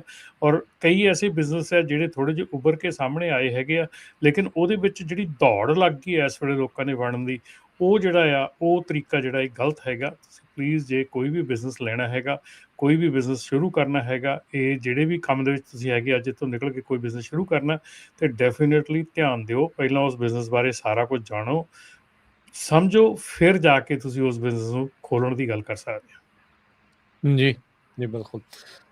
ਤੇ ਨੰਬਰ ਇੱਕ ਦੀ ਫਿਰ ਦੱਸ ਦਿਓ ਨਿਰਮਲ ਮਾਨ ਜੀ। ਜੀ ਬਿਲਕੁਲ, 888 888 9914 888 888 9914 ਤੇ ਵੈਬਸਾਈਟ ਹੈਗੀ ura.org, OORAA.org। ਧੰਨਵਾਦ ਨਿਰਮਲ ਜੀ, ਥੈਂਕ ਯੂ। ਧੰਨਵਾਦ। ਸਤਿ ਸ਼੍ਰੀ ਅਕਾਲ। Thank you. ਤੇ ਆਪਾਂ ਜਿਹੜੇ ਅਗਲੇ ਕਾਲਰਸ ਉਹਨਾਂ ਵੱਲ ਵੀ ਵੱਧਦੇ ਹਾਂ, ਹੋਲਡ ਕਰਕੇ ਰੱਖਿਆ ਉਸ ਦੇ ਲਈ ਬੜਾ ਧੰਨਵਾਦ। ਗੁਰਵਿੰਦਰ ਜੀ ਸਤਿ ਸ਼੍ਰੀ ਅਕਾਲ। ਸਤਿ ਸ਼੍ਰੀ ਅਕਾਲ ਜੀ। ਸਤਿ ਸ਼੍ਰੀ ਅਕਾਲ। ਜੀ ਬਹੁਤ ਸੋਹਣਾ ਚੱਲ ਰਿਹਾ ਪ੍ਰੋਗਰਾਮ ਜੀ, ਬੜੀ ਜਾਣਕਾਰੀ ਸਾਂਝੀ ਕਰ ਰਹੇ ਹੋ ਤੁਸੀਂ ਜੀ, ਧੰਨਵਾਦ ਜੀ। ਆ ਭਾਜੀ ਆਪਣੇ ਉਹ ਜਿਹੜਾ ਕੋਵਿਡ 'ਚ ਨਹੀਂ ਮਿਲੇ ਆ ਭਾਜੀ ਨੂੰ ਦੱਸ ਕੇ ਗਏ ਆ, ਦੂਜਾ PPP ਲੋਨ। ਹਾਂਜੀ, ਉਹ ਭਾਜੀ ਲੋਨ ਦਾ ਮੈਂ ਦੱਸਣਾ ਸੀ, ਮਾੜਾ ਜਿਹਾ ਜਾਣਕਾਰੀ ਦੇਣੀ ਸੀ। ਉਹ ਜਿੱਦਾਂ ਸਾਡੀ ਛੋਟੀ ਜਿਹੀ ਕੰਪਨੀਆਂ ਤੇ ਮਿਲਿਆ ਸੀ 28,000 ਦਾ ਲੋਨ, ਹਨਾ ਜੀ। ਤੇ ਉਹ ਮੁੜ ਕੇ ਅਸੀਂ ਇਦਾਂ ਹੀ ਵੀ 4-5 ਸਾਲ ਲੰਘ ਗਿਆ ਤੇ ਉਹ ਸਾਰੇ ਕੰਪਨੀਆਂ ਵਾਲੇ ਕਹੀ ਜਾਣ ਵੀ ਇਹ ਮਾਫ ਹੀ ਹੋ ਜਾਣੇ ਜਿੱਦਾਂ, ਹਨਾ ਜੀ। ਤੇ ਹੁਣ ਭਾਜੀ ਉਹਨਾਂ ਨੇ ਕਾਲ ਕੀਤੀ ਤੇ ਉਹ 28,000 ਦਾ ਉਹਨਾਂ 43,000 ਬਣਾਤਾ ਸਾਡਾ। ਹਾਂਜੀ, ਬਹੁਤ ਪੈਂਦੀ ਆ ਉਹਦੇ SBI ਲੋਨ ਤੇ। ਮੇਰੀ ਵਾਈਫ ਚਲੋ ਲੱਗੀ ਲੁਗੀ ਰਹਿੰਦੀ ਹੈ ਤੇ ਉਹਨੇ ਟ੍ਰੈਜਰੀ ਵਾਲਿਆਂ ਕੋਲੋਂ ਰਿਕੁਐਸਟ ਕਰਕੇ ਤੇ ਉਹ ਕਹਿੰਦੇ ਚਲੋ ਸਾਡਾ 28,000 ਮੋੜੋ, ਤੇ ਉਹ ਪਲੈਂਟੀ ਚਲੋ ਮਾਫ ਕਰਤੀ ਉਹਨਾਂ ਨੇ। ਤੇ ਮੈਂ ਤੇ ਕਹਿਣਾ ਚਾਹੁੰਦਾ ਹੈਗਾ ਵੀ ਜਿਨ੍ਹਾਂ ਨੇ ਲਏ ਆ ਤੇ ਆਪਣੀ ਕਾਰਵਾਈ ਜ਼ਰੂਰ ਕਰਨ, ਕਿਉਂਕਿ ਉਹ ਗਾਂ ਦੀ ਗਾਂ ਪਲੰਟੀਆਂ ਤੁਹਾਡੀਆਂ ਪਾਈ ਜਾਂਦੇ। ਥੈਂਕ ਯੂ ਵੀਰ ਜੀ ਦੱਸਣ ਲਈ। ਜੀ ਧੰਨਵਾਦ। ਬਿਲਕੁਲ ਜੀ, ਜਿਹੜਾ ਉਹ ਰਾਜਕੁਮਾਰ ਜਿਹੜਾ PPP ਲੋਨ ਹੈ ਨਾ ਉਹ ਮਾਫ ਹੋਇਆ ਜੀ। ਹੈਗਾ। ਜਿਹੜਾ ELD ਜਿਹੜਾ ਇਹ ਲੋਨ ਦੂਸਰਾ ਹੈਗਾ, EILD ਕਰਕੇ ਸੀਗਾ ਕੁਛ। ਹਾਂਜੀ EILD ਜਿਹੜਾ ਲੋਨ ਹੈਗਾ ਜਿਹੜਾ 30 ਸਾਲ ਦਾ ਹੈਗਾ, ਉਹ ਪਹਿਲੇ 72 ਮਹੀਨੇ ਉਹਦੀ ਕੋਈ ਪੇਮੈਂਟ ਨਹੀਂ ਸੀ ਹੈਗੀ। 72 ਮੰਥਸ ਕੋਈ ਪੇਮੈਂਟ ਨਹੀਂ ਸੀ। 72 ਮੰਥਸ ਤੋਂ ਬਾਅਦ ਪੇਮੈਂਟ ਸ਼ੁਰੂ ਹੋਣੀ ਸੀ। ਬਹੁਤਿਆਂ ਜਾਣਿਆਂ ਦੀ ਪੇਮੈਂਟ ਜਿਹੜੀ ਆ ਉਹ ਹੁਣ ਸ਼ੁਰੂ ਹੋਣ ਲੱਗੀ ਆ, ਤੇ ਜੇ ਤੁਸੀਂ ਉਹ ਪੇਮੈਂਟ ਦੇ ਉੱਤੇ ਡਿਫਾਲਟ ਹੁੰਦੇ ਆ ਤਾਂ ਇਹ ਸਿਚੁਏਸ਼ਨ ਖੜੀ ਹੋ ਸਕਦੀ ਆ। That's very natural, very true. ਤੇ ਹਾਈਵੇ ਵਾਲੇ ਝੱਟ ਪਾ ਦਿੰਦੇ ਹੋਣੇ ਆ ਫਿਰ ਇਹ ਤਾਂ। ਹਾਂਜੀ, ਹਾਈਵੇ ਵਾਲੇ ਤਾਂ ਝੱਟ ਪਾ ਦਿੰਦੇ ਹੋਣੇ ਬੰਦਾ ਡਿਫਾਲਟ ਕਰ ਗਿਆ। ਉਹ ਵੀ ਇਨਫੋਰਮੇਸ਼ਨ ਤਾਂ ਨਹੀਂ ਪਾਈ ਜਾਂਦੇ ਉੱਤੇ। ਨਹੀਂ ਇਹ ਨਹੀਂ, ਇਹ ਇਨਫੋਰਮੇਸ਼ਨ ਐਵੇਂ ਤਾਂ ਆਈਡੀਆ ਨਹੀਂ ਨਾ ਮਿਲ ਜੇ ਉਹਨਾਂ ਨੂੰ ਹੁਣ। ਇਹ ਤਾਂ ਨਹੀਂ ਪਾਉਂਦੇ ਹੈਗੇ।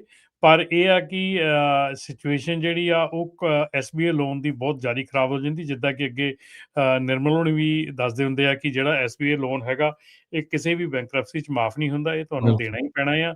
ਸੋ ਇਹਦੇ ਨਾਲ ਤੁਹਾਡੀਆਂ ਜਿਹੜੇ 25,000 ਤੋਂ ਵੱਧ ਦੇ ਲੋਨ ਹੈਗੇ ਆ ਉਹਨਾਂ 'ਚ ਤੁਹਾਡੇ ਘਰ ਦੀਆਂ ਪ੍ਰਾਪਰਟੀਜ਼ ਤੇ ਹੋਰ ਸਾਰਾ ਕੁਝ ਜਿਹੜਾ ਉਹਨਾਂ ਤੇ ਲੀਨ ਪੈਂਦੀ ਆ। ਸੋ ਇਸ ਕਰਕੇ ਬਿਲਕੁਲ ਧਿਆਨ 'ਚ ਰਹੋ। ਜੀ ਆਪਣੇ ਅਗਲੇ ਕਾਲਰ ਨੇ ਅਮਰੀਕ ਜੀ। ਹਾਂਜੀ ਸਤਿ ਸ਼੍ਰੀ ਅਕਾਲ। ਸਤਿ ਸ਼੍ਰੀ ਅਕਾਲ ਭਾਈ, ਸਾਰਿਆਂ ਨੂੰ ਸਤਿ ਸ਼੍ਰੀ ਅਕਾਲ। ਸਤਿ ਸਤਿ ਸ਼੍ਰੀ ਅਕਾਲ ਜੀ। ਭਾਈ ਆਪਾਂ ਕਾਸਟਿੰਗ ਦੀ ਗੱਲ ਕਰ ਰਹੇ ਸੀਗੇ ਪਿੱਛੇ ਕਿ ਟਰੱਕ ਦੀ ਕਾਸਟ ਜਿੱਦਾਂ 2 ਲੱਖ ਤੇ ਆਲਮੋਸਟ 1.25 ਲੱਖ ਜਾਂ 1.5 ਲੱਖ ਆਟੋਮੇਸ਼ਨ ਦੀ ਕਾਸਟ ਹੈਗੀ ਆ ਜੀ। ਤੇ ਜੇ ਉਹ 1.5 ਲੱਖ ਦੀ ਜਾਂ 1.25 ਲੱਖ ਦਾ ਫੈਕਟਰ ਦੇਖਾਂ ਤੇ ਉਹਦੇ ਵਿੱਚ ਆਪਾਂ ਐਵਰੇਜ ਡਰਾਈਵਰ ਨੂੰ 6 ਤੋਂ 8,000 ਡਾਲਰ ਪੇ ਕਰ ਰਹੇ ਆ, ਤੇ ਉਹ 1.5 ਲੱਖ ਦੀ ਕਾਸਟ ਤਾਂ ਕੁਝ ਵੀ ਨਹੀਂ ਆ। ਉਹ ਤਾਂ less than half of the cost ਜੋ ਆਪਾਂ ਡਰਾਈਵਰ ਨੂੰ ਪੇ ਕਰ ਰਹੇ ਆ। ਤੇ ਜੇ ਇਹ ਚੀਜ਼ ਕਾਮਯਾਬ ਹੁੰਦੀ ਆ ਤੇ ਇਹ ਖਾਲੀ ਬੜੀ ਪਿਕਚਰ ਦੇ ਵਿੱਚ ਜਾਂ ਬੜੀ ਕੰਪਨੀਆਂ ਨੂੰ ਨਹੀਂ, ਇਹ ਜਿਹੜੀ ਛੋਟੀਆਂ ਕੰਪਨੀਆਂ ਆਪਰੇਟ ਕਰ ਰਹੀਆਂ 5 ਟਰੱਕ 10 ਟਰੱਕ ਉਹਨਾਂ ਲਈ ਵੀ ਮੈਨੂੰ ਤਾਂ ਬੈਨੀਫੀਸ਼ੀਅਲ ਲੱਗ ਰਹੀ ਹੈ। ਜੇ ਅੱਜ ਇਹ ਚੀਜ਼ ਅਵੇਲੇਬਲ ਹੋਏ ਤਾਂ ਮੈਨੂੰ ਕਿਸੇ ਟਰੱਕ ਤੇ ਲਾ ਕੇ ਚਲਾਉਣੀ ਪਏ, ਮੈਂ ਤਾਂ ਡਰਾਈਵਰ ਨੂੰ ਪਾਸੇ ਕਰਕੇ ਅੱਜ ਹੀ ਲਾ ਕੇ ਚਲਾ ਦੇਵਾਂ ਇਸ ਚੀਜ਼ ਨੂੰ। ਤੋ ਇਹ ਛੋਟੀ ਲੈਵਲ ਤੇ ਵੀ ਕਾਮਯਾਬ ਹੋਗੀ ਜਾਂ ਇਹ ਖਾਲੀ ਉਹ ਮੈਗਾ ਕੰਪਨੀ ਤੇ ਉਹ ਆਪਣੇ ਕੋਈ ਰੱਖ ਜਾਣਗੇ ਤੇ ਥੱਲੇ ਫਿਲਟਰ ਨਹੀਂ ਹੋਊਗੀ? ਦੇਖੋ ਜੀ, ਸ਼ੁਰੂ ਤੋਂ ਤਾਂ ਇਹ ਮੈਗਾ ਕੰਪਨੀ 'ਚ ਹੀ ਕਾਮਯਾਬ ਹੋਣੀ ਹੈ, ਠੀਕ ਹੈ ਨਾ। ਇਹ ਜਿਹੜੀ ਆ ਜੇ ਅੱਜ ਆਪਾਂ ਕਹਿ ਲਈਏ ਨਾ ਜਿਹੜੀ ਆਪਾਂ ਨੂੰ ਇਹ ਕਾਸਟ ਦੱਸੀ ਜਾ ਰਹੀ ਆ ਇਹ ਬਹੁਤ ਵੱਡੀਆਂ ਕੰਪਨੀਆਂ ਦੀ ਕਾਸਟ ਹੈਗੀ ਆ। ਛੋਟੀਆਂ ਕੰਪਨੀਆਂ ਨੂੰ ਅਜੇ ਇਹ ਕਾਸਟ ਜਿਹੜੀ ਆ ਆਈ ਡੋਂਟ ਥਿੰਕ ਸੋ ਇਹ ਕਾਸਟ ਅਵੇਲੇਬਲ ਹੋਊਗੀ। ਇਹ ਕਾਸਟ ਡਾਊਨ ਦਾ ਲਾਈਨ ਜਾ ਕੇ ਜਿੱਦਾਂ ਹਰਜੋਤ ਭਾਜੀ ਉਹਨਾਂ ਨੇ ਕਿਹਾ ਵੀ 2035 ਦੇ ਵਿੱਚ ਜਾ ਕੇ ਉਹਦੀ ਕਾਸਟ 35,000 ਹੋ ਜਾਣੀ ਆ। ਜਿਹੜੇ ਇਕੁਇਪਮੈਂਟ ਲੱਗਦਾ, ਕੈਮਰਾਜ਼ ਲੱਗਦੇ, ਕੰਜ਼ਿਊਮਰ ਲੈਵਲ ਤੇ ਜਦੋਂ ਪਹੁੰਚੀ ਹੈ, ਠੀਕ ਹੈ ਨਾ। ਸੋ ਇਹ ਚੀਜ਼ਾਂ ਟੈਕਨੋਲੋਜੀ ਜਿਹੜੀਆਂ ਜਦੋਂ ਸਸਤੀਆਂ ਹੋਣੀਆਂ ਛੋਟੀਆਂ ਕੰਪਨੀਆਂ ਨੂੰ ਉਦੋਂ ਹੀ ਇਹ ਚੀਜ਼ਾਂ ਮਿਲਣੀਆਂ ਹੈਗੀਆਂ। ਅਦਰ ਦੈਨ ਦੈਟ ਛੋਟੀਆਂ ਕੰਪਨੀਆਂ ਜਿਹੜੀਆਂ ਆ ਉਹ ਹਾਲ ਦੀ ਘੜੀ ਉਹ ਹੀ ਇਕੁਇਪਮੈਂਟ ਯੂਜ਼ ਕਰ ਰਹੀਆਂ। ਉਹ ਕਰਨਗੀਆਂ ਹਾਂ, ਮਤਲਬ ਅਗੇਨ ਜਿਸ ਤਰ੍ਹਾਂ ਕਿ ਹੁਣ ਆਪਾਂ ਇਲੈਕਟ੍ਰਿਕ ਕਾਰ ਦੀ ਗੱਲ ਕਰਦੇ ਹਾਂ। ਅਮਰੀਕਾ ਦੇ ਵਿੱਚ ਇਲੈਕਟ੍ਰਿਕ ਕਾਰ ਜਿਹੜੀ ਆ ਉਹ ਇੱਕ ਸਟੇਟਸ ਸਿੰਬਲ ਆ ਜਾਂ ਇੰਨੀ ਮਹਿੰਗੀ ਆ। ਉਹੋ ਹੀ ਜੇ ਚੀਜ਼ ਜਿਹੜੀ ਚਾਈਨਾ ਤੋਂ ਆਉਣੀ ਸ਼ੁਰੂ ਹੋ ਜਾਵੇ, ਚਾਈਨਾ ਦੇ ਵਿੱਚ ਉਹੀ ਚੀਜ਼ ਜਿਹੜੀ ਹੈ ਉਹਦੀ ਇੱਕ ਕਾਰ ਦੀਆਂ 3 ਕਾਰਾਂ ਆ ਜਾਂਦੀਆਂ। ਸੋ ਮੇਰੇ ਖਿਆਲ ਦੇ ਵਿੱਚ ਉਹ ਚੀਜ਼ ਜਿਹੜੀ ਆ ਜੇ ਵਰਲਡ ਮਾਰਕੀਟ ਓਪਨ ਹੁੰਦੀ ਆ, ਜਿੱਦਾਂ ਕਿ ਹੁਣ ਅਮਰੀਕਾ ਵਾਲਿਆਂ ਨੇ ਕਾਫੀ ਕੁਝ ਬੰਦ ਕੀਤਾ ਹੋਇਆ, ਜੇ ਉਹ ਓਪਨ ਹੁੰਦੀ ਆ ਤਾਂ ਡੈਫੀਨੇਟਲੀ ਇਹ ਚੀਜ਼ਾਂ ਜਿਹੜੀਆਂ ਕੁਇਕਲੀ ਆ ਜਾਣਗੀਆਂ। ਤੇ ਆਪਾਂ ਅੱਗੇ BYD ਵਾਲੇ ਰੋਕੇ ਵੀ ਤਾਂ ਹੀ ਆ ਵੀ ਦੇਖੋ ਆਪਾਂ ਟੈਕਨੋਲੋਜੀ ਦੇ ਵਿੱਚ ਆਪਾਂ ਟੈਕਨੋਲੋਜੀ 'ਚ ਦੇਖਿਆ ਰਾਜਗੜ੍ਹ ਕਿ TV ਦੇਖ ਲਓ ਤੁਸੀਂ, ਕੈਮਰੇ ਦੇਖ ਲਓ, ਫੋਨ ਦੇਖ ਲਓ, ਕੁਝ ਦੇਖ ਲਓ। ਆਈ ਮੀਨ ਪਹਿਲਾਂ ਤਾਂ ਫਿਰ ਜਿਹੜੇ ਚੰਗੇ ਪੈਸੇ ਵਾਲੇ ਬੰਦੇ ਆ ਉਹਨਾਂ ਦੇ ਕੋਲ ਟੈਕਨੋਲੋਜੀ ਜਾਂਦੀ ਆ, ਫਿਰ ਜਦੋਂ ਸਸਤੀ ਹੋ ਜਾਂਦੀ ਆ ਫਿਰ ਆਪਣੇ ਕੋਲ ਆ ਜਾਂਦੀ ਆ। ਨਾਲੇ ਇਕੱਲਾ ਇਹ ਨਹੀਂ ਨਾ ਜਿਹੜਾ ਆਟੋਨੋਮਸ ਟਰੱਕ ਆਵੇ ਤਾਂ ਮਤਲਬ ਇਹ ਥੋੜਾ ਵੀ ਇੱਕ ਜਗ੍ਹਾ ਸ਼ੁਰੂ ਕਰਤਾ ਦੂਜੀ ਜਗ੍ਹਾ ਹੋਰ ਰੋਕਿਆ। ਬਿਹਾਈਂਡ ਦਾ ਸੀਨ ਜਿਹੜਾ ਉਹਨੂੰ ਰਨ ਕਰ ਰਿਹਾ ਇਦਾਂ ਨਹੀਂ ਘਰ ਆਫਿਸ 'ਚ ਬੈਠ ਕੇ ਉਹਨੂੰ ਰਨ ਕਰ ਰਿਹਾ ਕੋਈ ਨਾ ਕੋਈ। ਨਹੀਂ ਉਹ ਬਹੁਤ ਜਿਹੜੇ 20 ਚੱਲ ਰਹੇ ਆ ਜਾਂ 5 ਚੱਲ ਰਹੇ ਆ ਉਹਨਾਂ ਨੂੰ ਹੈਂਡਲ ਕਰ ਰਿਹਾ ਬੰਦਾ ਪਿੱਛੇ। ਤੁਸੀਂ ਇਹ ਦੇਖੋ ਨਾ ਜੀ, ਤੁਸੀਂ ਇਹ ਦੇਖੋ ਜੇ ਇੱਕ ਛੋਟੀ ਜਿਹੀ ਕਾਰ ਆ ਆਟੋਨੋਮਸ ਚੱਲ ਰਹੀ ਆ ਉਹਦੇ ਪਿੱਛੇ ਕਿੰਨਾ ਕੁਝ ਲੱਗਾ, ਤੇ ਉਹ ਜਿਹੜਾ 80,000 ਪਾਉਂਡ ਦਾ ਟਰੱਕ ਚੱਲ ਰਿਹਾ ਉਹ ਕੋਈ ਛੋਟਾ ਨਹੀਂਗਾ। ਉਹ 10-15 ਕਾਰਾਂ ਦੇ ਬਰਾਬਰ ਇੱਕੋ ਹੀ ਆ ਇਕੱਲਾ ਹੀ। ਸੋ ਮੈਨੂੰ ਲੱਗਦਾ ਹਜੇ ਤਾਂ ਇਹ ਵੱਡੀਆਂ ਕੰਪਨੀਆਂ ਹੀ ਕਰੂਗੀਆਂ ਕਿਉਂਕਿ ਪਰ ਇੱਕ ਚੀਜ਼ ਮੈਂ ਇੱਥੇ ਸਾਰਿਆਂ ਦੇ ਲਈ ਆਪਾਂ ਦੇਖੋ ਟੈਕਨੋਲੋਜੀ ਵਾਲਾ ਸ਼ੋਅ ਵੀ ਸਪੈਸ਼ਲ ਕਰਦੇ ਆ। ਇਹ ਜ਼ਰੂਰ ਐਕਸਪਲੇਨ ਕਰੋ ਸਾਰਿਆਂ ਨੂੰ ਸ਼ੋਅ ਕਦੋਂ ਹੁੰਦਾ ਕਿਉਂਕਿ ਤਾਂ ਕਿ ਸੁਣਨ ਵੱਧ ਤੋਂ ਵੱਧ ਲੋਕ। ਟੈਕਨੋਲੋਜੀ ਵਾਲਾ ਖਾਸ ਕਰਕੇ AI ਦੇ ਨਾਲ ਰਿਲੇਟਡ ਆਪਣਾ ਜਿਹੜਾ ਸ਼ੋਅ ਆ ਉਹ specifically every Monday 3 to 4 PM California time ਦੇ ਮੁਤਾਬਕ ਆਪਾਂ ਰੇਡੀਓ ਤੇ ਪੇਸ਼ ਕਰਦੇ ਆ। YouTube Facebook ਦੇ ਉੱਤੇ ਜਿਹੜਾ ਉਹ ਵੀ ਨਾਲ ਦੇ ਨਾਲ ਜਿਹੜਾ ਉਹ ਪੈਂਦਾ ਆ। ਦੇਖੋ ਇਟਸ ਹੇਅਰ ਟੂ ਸਟੇ। ਇਹ ਜਿਹੜੀ ਚੀਜ਼ ਆਪਾਂ ਨੂੰ ਜਿਹੜੀ ਮੰਨਣੀ ਪੈਣੀ ਆ, ਇਹ ਜਾ ਨਹੀਂ ਰਹੀ ਕਿਤੇ। ਆਪਣੇ ਜਿੰਨੇ ਵੀ ਟਰੱਕਿੰਗ ਵਾਲੇ ਬੰਦੇ ਆ, ਆਪਾਂ ਇੱਕ ਗੇਟਵੇ ਟੂ ਕਾਲਜ ਵਾਲੀ ਵੀ ਗੱਲ ਕਰਦੇ, ਟ੍ਰੇਡ ਵਾਲੀਆਂ ਬਹੁਤ ਸਾਰੀਆਂ ਜਿਹੜੀਆਂ ਚੀਜ਼ਾਂ ਤੁਸੀਂ ਇਹਦੀ ਕੋਡਿੰਗ ਸਿੱਖਣੀ ਆ, ਤੁਸੀਂ ਇਹਦੀ ਮੇਨਟੇਨੈਂਸ ਸਿੱਖਣੀ ਆ, ਤੁਹਾਨੂੰ ਹੁਣ ਕਈ ਹੋਰ ਨਵੇਂ ਰਾਹ ਵੀ ਲੱਭਣੇ ਆ। ਜੇ ਇਹ ਚੀਜ਼ ਇੱਕ ਪਾਸੋਂ ਜੇ ਉਹ ਬੰਦ ਹੋ ਰਹੀ ਆ, ਪਰ ਉਹਦੀ ਥਾਂ ਤੇ ਤੁਹਾਨੂੰ ਹੋਰ ਕਈ ਦਰਵਾਜ਼ੇ ਵੀ ਖੋਲ੍ਹਣੇ ਆ। ਉਹਦੇ ਲਈ ਆਪਾਂ ਜਿਹੜਾ ਆ ਆਪਣੇ ਆਪ ਨੂੰ, ਆਪਣੇ ਮਾਈਂਡ ਨੂੰ ਓਪਨ ਕਰਕੇ ਰੱਖੀਏ, ਖੋਲ੍ਹ ਕੇ ਰੱਖੀਏ ਦਿਮਾਗ ਨੂੰ, ਵੀ ਹਾਂ ਵੀ ਆਪਾਂ ਆਹ ਵਾਲੇ ਪਾਸੇ ਨੂੰ ਵੀ ਜਿਹੜਾ ਉਹ ਜਾ ਸਕਦੇ ਆ। ਹੁਣ ਆਟੋਨੋਮਸ ਟਰੱਕ ਆ ਗਏ ਤਾਂ ਮਤਲਬ ਇਹ ਥੋੜ੍ਹੇ ਵੀ ਟਰੱਕ ਦੀ ਮੋਟਰ ਨਹੀਂ ਖਰਾਬ ਹੋਣੀ ਤਾਂ ਉਹ ਚੀਜ਼ਾਂ ਨਹੀਂ ਖਰਾਬ ਹੋਣੀਆਂ, ਉਹਦੀ ਵੀਰ ਇੰਟੀਰੀਅਰ ਮੇਨਟੇਨੈਂਸ, ਉਹਦੇ ਸੌਫਟਵੇਅਰ ਨੂੰ ਅਪਡੇਟ ਕਰਨਾ, ਇਹ ਉਹ ਕਰਨਾ, ਕਈ ਕੁਛ ਜਿਹੜਾ ਉਹ ਨਾਲ ਦੇ ਨਾਲ ਜਿਹੜਾ ਉਹ ਚੱਲਣਾ। So think about those jobs too. ਉਹ ਉਹਨਾਂ ਚੀਜ਼ਾਂ ਬਾਰੇ ਵੀ ਜਿਹੜਾ ਆਪਣੇ ਹੁਨਰ ਆ ਉਸਨੂੰ ਉਹਦੇ ਵੱਲ ਨੂੰ ਨਿਖਾਰਨ ਦੇ ਵੱਲ ਨੂੰ ਹੁਣੇ ਤੋਂ ਹੀ ਕਦਮ ਜਿਹੜੇ ਚੱਕੋ ਜੀ। ਰਾਜਕਰਨ ਦੇਖੋ, ਆਪਣੇ ਕੋਲ ਅਮਰੀਕਾ ਦੇ ਵਿੱਚ ਜਾਂ ਕਿਸੇ ਵੀ ਐਡਵਾਂਸ ਕੰਟਰੀ ਦੇ ਵਿੱਚ ਖੇਤੀਬਾੜੀ ਦੇ ਵਿੱਚ ਮੇਰੇ ਖਿਆਲ ਜਿੰਨੀ ਕੁ ਮਸ਼ੀਨਰੀ, ਜਿੰਨੇ ਕੁ ਸੰਦ ਇੱਥੇ ਅਮਰੀਕਾ ਦੇ ਵਿੱਚ ਹੈਗੇ ਆ, ਉਹ ਮੇਰੇ ਖਿਆਲ ਹੋਰ ਕਿਤੇ ਨਹੀਂ ਦੇਖਦੇ ਹੈਗੇ, ਠੀਕ ਹੈ ਨਾ। ਪਰ ਅਸੀਂ ਫਿਰ ਜਿਹੜੀ ਆ ਲੇਬਰ ਸ਼ਾਰਟੇਜ ਸਾਡੀ ਜਿਹੜੀ ਖੇਤਾਂ ਦੇ ਵਿੱਚ ਉਹ ਆਲਵੇਜ਼ ਬਣੀ ਰਹਿੰਦੀ ਆ। ਲੇਬਰ ਸ਼ਾਰਟੇਜ ਆਲਵੇਜ਼ ਇੱਥੇ ਹੁੰਦੀ ਆ, ਮਤਲਬ ਕੰਮ ਵਾਲੇ ਬੰਦੇ ਫੇਰ ਨਹੀਂ ਇੱਥੇ ਲੱਭਦੇ ਹੈਗੇ। ਸੋ ਆਈ ਡੋਂਟ ਥਿੰਕ ਸੋ ਕਿ ਇਹ ਚੀਜ਼ਾਂ ਕਿਤੇ ਜਾਣੀਆਂ ਹੈਗੀਆਂ। ਜਾਂ ਠੀਕ ਹੈ, ਸਾਡਾ ਲਾਈਫ ਸਟਾਈਲ ਚੇਂਜ ਹੋ ਜਾਣਾ ਆ, ਸਾਡਾ ਕੰਮ ਕਰਨ ਦਾ ਤਰੀਕਾ ਜ਼ਰੀਏ ਚੇਂਜ ਹੋ ਜਾਣੇ ਆ, ਪਰ ਜਿਹੜਾ ਇਨਸਾਨ ਆ ਨਾ, ਇਨਸਾਨ ਇੱਕ ਵਹਿੰਦੇ ਪਾਣੀ ਵਰਗਾ ਆ। ਉਹ ਪਾਣੀ ਜਿਹੜਾ ਆ ਆਪਣਾ ਰਾਹ ਕਿਤੇ ਨਾ ਕਿਤੇ ਲੱਭ ਹੀ ਲੈਂਦਾ ਆ। ਜਿਹੜਾ ਚੱਲਦਾ ਪਾਣੀ ਹੁੰਦਾ ਉਹ ਕਿਤੇ ਨਾ ਕਿਤੇ ਆਪਣਾ ਰਾਹ ਲੱਭ ਲੈਂਦਾ। ਸੋ ਆਪਾਂ ਵੀ ਰਾਹ ਲੱਭ ਲਾਂਗੇ, ਜਿੱਥੇ ਕਿ ਸਾਨੂੰ ਕਿਤੇ ਟਿਕਾ ਕੇ ਬਿਠਾਉਣਗੇ ਉੱਥੇ ਅਸੀਂ ਵੀ ਬੈਠ ਜਾਵਾਂਗੇ ਜੀ। ਜਾਂਦੇ ਜਾਂਦੇ ਲਾਸਟ ਕਾਲਰ ਨੇ ਆਪਣੇ ਨਾਲ ਜਗਰੂਪ ਜੀ। ਹਾਂਜੀ, ਸਤਿ ਸ਼੍ਰੀ ਅਕਾਲ ਜੀ। ਹਾਂਜੀ, ਤਿੰਨਾਂ ਵੀਰਾਂ ਨੂੰ ਜੀ, ਸੁਣਨ ਵਾਲੇ ਸਰੋਤਿਆਂ ਨੂੰ ਸਾਰਿਆਂ ਨੂੰ ਸਤਿ ਸ਼੍ਰੀ ਅਕਾਲ ਜੀ। ਸਤਿ ਸ਼੍ਰੀ ਅਕਾਲ। ਸਤਿ ਸ਼੍ਰੀ ਅਕਾਲ ਜੀ। ਵੈਸੇ ਮੈਂ ਪਹਿਲਾਂ ਮੈਂ ਇਸੇ ਵਿਸ਼ੇ ਤੇ ਇੱਕ ਮਿੰਟ ਲੈਣਾ ਜੀ, ਆਪ ਜੀ ਦਾ ਤਜਰਬੇ ਚੋਂ, ਜ਼ਿੰਦਗੀ ਦੇ ਚੋਂ। ਮੈਨੂੰ ਇਹ ਲੱਗਦਾ ਵੀ ਆਪਣੇ ਪੰਜਾਬੀ ਭਾਈਚਾਰੇ ਤੇ ਹਲੇ ਦਾ ਕੋਈ ਬਹੁਤਾ ਵੱਡਾ ਇਫੈਕਟ ਨਹੀਂ ਪੈਣਾ, ਕਿਉਂਕਿ ਕੰਪਨੀਆਂ ਤੋਂ ਵਿੱਚ ਜਿੱਦਾਂ ਪਹਿਲਾਂ ਭਾਈ ਸਾਹਿਬ ਦੱਸ ਕੇ ਗਏ ਵੀ ਮੈਂ ਟਰੱਕ ਲੈ ਲਵਾਂ ਜਾਂ ਨਾ ਕਰ ਲਵਾਂ। ਭਾਈ ਸਾਹਿਬ ਜੀ, ਇਕੱਲਾ ਟਰੱਕ ਲੈ ਕੇ ਹੱਲ ਨਹੀਂ ਹੋਣਾ ਵੀ ਤੁਸੀਂ ਡਰਾਈਵਰ ਤੋਂ ਬਿਨਾਂ ਤੋਰਤਾ। ਤੁਹਾਨੂੰ ਯਾਰਡ ਟੂ ਯਾਰਡ ਟਰੱਕ ਚੱਲ ਸਕਣੇ ਆ, ਲੋਡ ਲਾਉਣੇ, ਚੱਕਣੇ। ਇਹ ਕੋਈ ਈਜ਼ੀ ਵੇ ਨਹੀਂ ਵੀ ਇੱਕ ਦਿਨ 'ਚ ਹੈਂਡਲ ਹੋ ਜਾਣੇ ਆ। ਜੇ ਤੁਸੀਂ ਇਹਨੂੰ ਪਿੱਛੇ ਜਾ ਕੇ ਦੇਖੀਏ, ਟ੍ਰੇਨ ਦੇ ਉੱਤੇ ਡਰਾਈਵ ਇਹਨਾਂ ਦੇ ਲੋਡ ਚੱਲਦੇ ਨੇ, ਰੀਫਰਾਂ ਦੇ ਲੋਡ ਬਹੁਤ ਘੱਟ ਚੱਲਦੇ ਨੇ। ਇਹਨਾਂ ਦਾ ਸਭ ਤੋਂ ਵੱਡਾ ਜ਼ੋਰ ਪਹਿਲਾਂ ਇਹ ਹੁੰਦਾ ਸੀ 20 ਸਾਲ ਪਹਿਲਾਂ ਵੀ ਟ੍ਰੇਨਾਂ ਦੇ ਉੱਤੇ ਰੀਫਰ ਲੋਡ ਭੇਜੀਏ। ਕਿਉਂ ਨਹੀਂ ਕਵਰ ਹੋ ਰਹੇ? ਕਿਉਂਕਿ ਲੋਡ ਸਲੀਨਸ ਤੋਂ ਚੱਕ ਕੇ ਟ੍ਰੇਨ ਤੇ ਛੱਡਣ 'ਚ 1.5 ਦਿਨ ਖਰਾਬ ਹੋ ਜਾਂਦਾ ਵਾ। ਫਿਰ ਗਾਂ ਟ੍ਰੇਨ ਨੇ ਟਾਈਮ ਖਰਾਬ ਕਰਨਾ, ਫਿਰ ਰਾਹ 'ਚ ਬ੍ਰੇਕਡਾਊਨ ਹੁੰਦੀ ਆ, ਉਹਦੀਆਂ ਪ੍ਰੋਬਲਮਾਂ। ਇਹਨਾਂ ਦੇ ਹਲੇ ਉਹ ਨਹੀਂ 80% ਲੋਡ ਆਈਆਂ ਵੱਡੀਆਂ ਕੰਪਨੀਆਂ ਤੇ। ਸੋ ਜਿਹੜਾ ਛੋਟੇ ਭਾਈਚਾਰੇ ਨੂੰ ਇਹਦਾ ਹਲੇ ਫਿਕਰ ਕਰਨ ਦੀ ਲੋੜ ਨਹੀਂ ਹੈ, ਮੈਨੂੰ ਮਹਿਸੂਸ ਹੁੰਦਾ। ਕਿਉਂਕਿ ਵੱਡੀਆਂ ਕੰਪਨੀਆਂ, ਹਾਂ, ਜਿਹੜੇ ਪੱਕੇ ਲੋਡ ਨੇ, ਯਾਰਡ ਤੋਂ ਜਾਣਾ, ਯਾਰਡ ਤੇ ਛੱਡਣਾ। ਜੇ ਕਹਿ ਲਈਏ ਵੀ ਮੈਂ ਸੋਚਾਂ ਕੱਲ ਨੂੰ ਲੈ ਲੂੰ, ਮੇਰਾ ਟਰੱਕ ਈਸਟ ਨੂੰ ਜਾਂਦਾ, ਰਾਹ 'ਚ ਤੇਲ ਵਾਰ-ਵਾਰ ਕੌਣ ਭਰਾ ਲੂ ਇਹ 'ਚ, ਉੱਥੇ ਵੀ ਟਰੱਕ ਤੇਲ ਕੰਪਨੀਆਂ ਨੂੰ ਵੀ ਬੰਦੇ ਉਹ ਜਿਹੇ ਦੇਣੇ ਪੈਣੇ ਆ ਵੀ ਉੱਥੇ ਟਰੱਕ ਖੜੂ, ਉਹ ਪੇ ਕਰਨ, ਆਈ ਮੀਨ ਤੇਲ ਫਿਲ ਕਰਨ। ਸੋ ਇਹ ਬਹੁਤ ਵੱਡਾ ਸਿਸਟਮ ਆ ਜਿਹਨੂੰ ਹਲੇ ਆਪਣਾ ਭਾਈਚਾਰਾ ਤਾਂ ਇਹ ਤੋਂ ਬਹੁਤ ਦੂਰ ਆ। ਇਹ ਵੱਡੀਆਂ ਕੰਪਨੀਆਂ, ਇੱਕ ਯਾਰਡ ਇੱਥੋਂ ਚੱਲਿਆ, ਟਰੱਕ ਪਹੁੰਚਿਆ ਐਰੀਜ਼ੋਨਾ, ਉੱਥੇ ਯਾਰਡ ਦੇ ਵਿੱਚ ਟਰੱਕ ਤੇਲ ਕੰਪਨੀ ਦਾ ਯਾਰਡ ਬਣੂਗਾ। ਆਈ ਮੀਨ ਜਿੱਥੇ ਜਿੱਥੇ ਜਾਣਾ ਇਹ ਇੱਦਾਂ ਹੀ ਹੋਣਾ ਵਾ, ਹਲੇ ਤੋਂ ਦੂਰ ਰਹੀ ਹੈ। ਪਰ ਮੈਂ ਜਿਹੜੇ ਵਿਸ਼ੇ ਤੇ ਗੱਲ ਕਰਨੀ ਆ ਉਹ ਹੈਗਾ ਜੀ ਸੇਫਟੀ ਪਰਪਸ ਤੋਂ। ਪਿਛਲੇ ਹਫ਼ਤੇ ਆਪਣੇ ਫ੍ਰਿਜਨੋ 'ਚ ਬੱਚੇ ਦੀ ਮੌਤ ਹੋਈ ਆ। ਉਹਦੇ ਵਿੱਚ ਕੌਣ ਜ਼ਿੰਮੇਵਾਰ ਆ, ਕਿਹਦੀ ਗਲਤੀ ਆ, ਇਹ ਮੇਰਾ ਵਿਸ਼ਾ ਨਹੀਂ। ਇਹਦੇ ਵਿੱਚ ਮੈਂ ਸਿਰਫ ਸਾਡੇ ਬੱਚਿਆਂ ਨੂੰ, ਨੌਜਵਾਨਾਂ ਨੂੰ ਇੱਕ ਬੇਨਤੀ ਕਰਦਾ, ਕੱਲ ਨੂੰ ਬੱਚੇ ਦਾ ਫਿਊਨਰਲ ਹੈ, ਪਰਿਵਾਰ ਮਗਰ ਕਾਫੀ ਹਾਲਾਤ ਟਾਈਟ ਚੱਲਦੇ ਨੇ ਪਰਿਵਾਰ ਦੇ। ਮੇਰੀ ਗੱਲਬਾਤ ਹੋਈ ਆ ਉਹਨਾਂ ਨਾਲ ਜਿਹੜੇ ਵੀਰ ਅੱਗੇ ਕੰਮ ਕਰ ਰਹੇ ਨੇ। ਮੇਰੀ ਜਿਹੜੀ ਬੇਨਤੀ ਆ ਵੀ ਦੇਖੋ ਭਾਈ, ਜ਼ਿੰਦਗੀ ਇੱਕ ਆ, ਜ਼ਿੰਦਗੀ ਆਉਣਾ ਜਾਂ ਜਾਣਾ ਇਹ ਪ੍ਰਮਾਤਮਾ ਦੇ ਹੱਥ ਆ। ਸਾਡੇ ਬੱਸ 'ਚ ਸਿਰਫ ਇਹ ਆ ਵੀ ਅਸੀਂ ਸੇਫਟੀ ਜਿੰਨੀ ਕੁ ਆਪਣੀ ਰੱਖ ਸਕੀਏ, ਪਹਿਲਾ ਪੱਖ। ਦੂਜਾ, ਜੇ ਮੈਂ ਪਹਿਲਾਂ ਗੱਲ ਕਰਦੇ ਹਾਂ, ਤੁਸੀਂ ਇੱਕ ਬੱਚੇ ਦੀ ਬਾਂਹ ਵੱਢੀ ਗਈ, ਲੱਤ ਵੱਢੀ ਗਈ, ਹੁਣ ਇੰਸ਼ੋਰੈਂਸ ਦੇ ਇਸ਼ੂ ਨੇ। ਆਪਾਂ ਹਜ਼ਾਰਾਂ ਵਾਰੀ ਇੱਥੇ ਇਹ ਗੱਲ ਕੀਤੀ ਆ, ਉਹ $50 ਖਰਚ ਕੇ ਇੱਕ ਟਰਮ ਪਾਲਿਸੀ ਤਾਂ ਲੈ ਲਿਆ ਕਰੋ। ਤੁਹਾਡਾ ਪਰਿਵਾਰ ਜੇ ਸਿਹਤ ਨੂੰ ਕੁਛ ਹੁੰਦਾ ਤਾਂ ਤੁਸੀਂ ਇੱਥੇ ਉਹ ਪੈਸੇ ਨੂੰ ਵਰਤ ਸਕੋ। ਜੇ ਕੋਈ ਸਰੀਰ ਹੀ ਨਹੀਂ ਰਹਿੰਦਾ ਤਾਂ ਤੁਹਾਡਾ ਪਰਿਵਾਰ ਰੋਟੀ ਦਾ ਖਾ ਸਕੂ ਚੱਜ ਦੀ ਮਗਰ। ਸੋ ਇੰਨਾ ਕੁ ਜ਼ਰੂਰ ਧਿਆਨ ਰੱਖਿਆ ਕਰੋ। ਇਹ ਬੇਨਤੀ ਆ ਤੁਹਾਨੂੰ ਸਾਰਿਆਂ ਨੂੰ। ਉੱਥੇ ਗਲਤੀ ਕਿਹਦੀ ਸੀ? ਕਿਉਂਕਿ ਟ੍ਰੇਲਰ ਹੁੱਕ ਕਰਦਿਆਂ ਬੱਚਾ ਵਿੱਚ ਆਇਆ, ਕਿਵੇਂ ਆਇਆ, ਹਨਾ, ਇਹ ਤੇ ਨਾ ਵਿਚਾਰਨ ਦੀ ਮੈਨੂੰ ਬਾਹਲੀ ਹਲੇ ਲੱਗਦਾ ਨਹੀਂ ਵੀ, ਕਿਉਂਕਿ ਜਦ ਤੱਕ ਕਲੀਅਰ ਨਹੀਂ ਗੱਲ ਹੋਈ। ਪਰ ਸੇਫਟੀ ਦਾ ਜ਼ਰੂਰ ਧਿਆਨ ਰੱਖਿਆ ਕਰੋ। ਇੱਕ ਮੇਰਾ ਕੁਐਸਚਨ ਆ ਰਮਨ ਭਾਜੀ, ਤੁਹਾਨੂੰ ਬਹੁਤ ਵਾਰੀ ਇਦਾਂ ਹੋਇਆ ਕਿ ਆਪਾਂ ਨੂੰ ਸਕੇਲ ਤੇ ਰੋਕਦੇ ਆ, ਕੋਈ ਨਿੱਕੀ ਮੋਟੀ ਵਾਇਲੇਸ਼ਨ ਮਿਲਦੀ ਆ 에ਅਰ ਲੀਕੇਜ ਦੀ ਜਾਂ ਹੋਰ, ਪਰ ਅੱਜ ਤੱਕ ਜ਼ਿਆਦਾ ਜੇ ਰੈੱਡ ਟੈਗ ਨਾ ਹੋਵੇ ਤਾਂ ਕੋਰਟ 'ਚ ਨਹੀਂ ਸੀ ਕਦੇ ਮਤਲਬ ਵਾਇਲੇਸ਼ਨ ਭੇਜੀ। ਆਪਣਾ ਟਰੱਕ ਰੋਕਿਆ ਸੀਗਾ ਮਹੀਨਾ ਕੁ ਪਹਿਲਾਂ ਆਪਣੇ ਕੈਲੀਫੋਰਨੀਆ ਦੇ ਵਿੱਚ ਹੀ ਸਕੇਲ ਤੇ।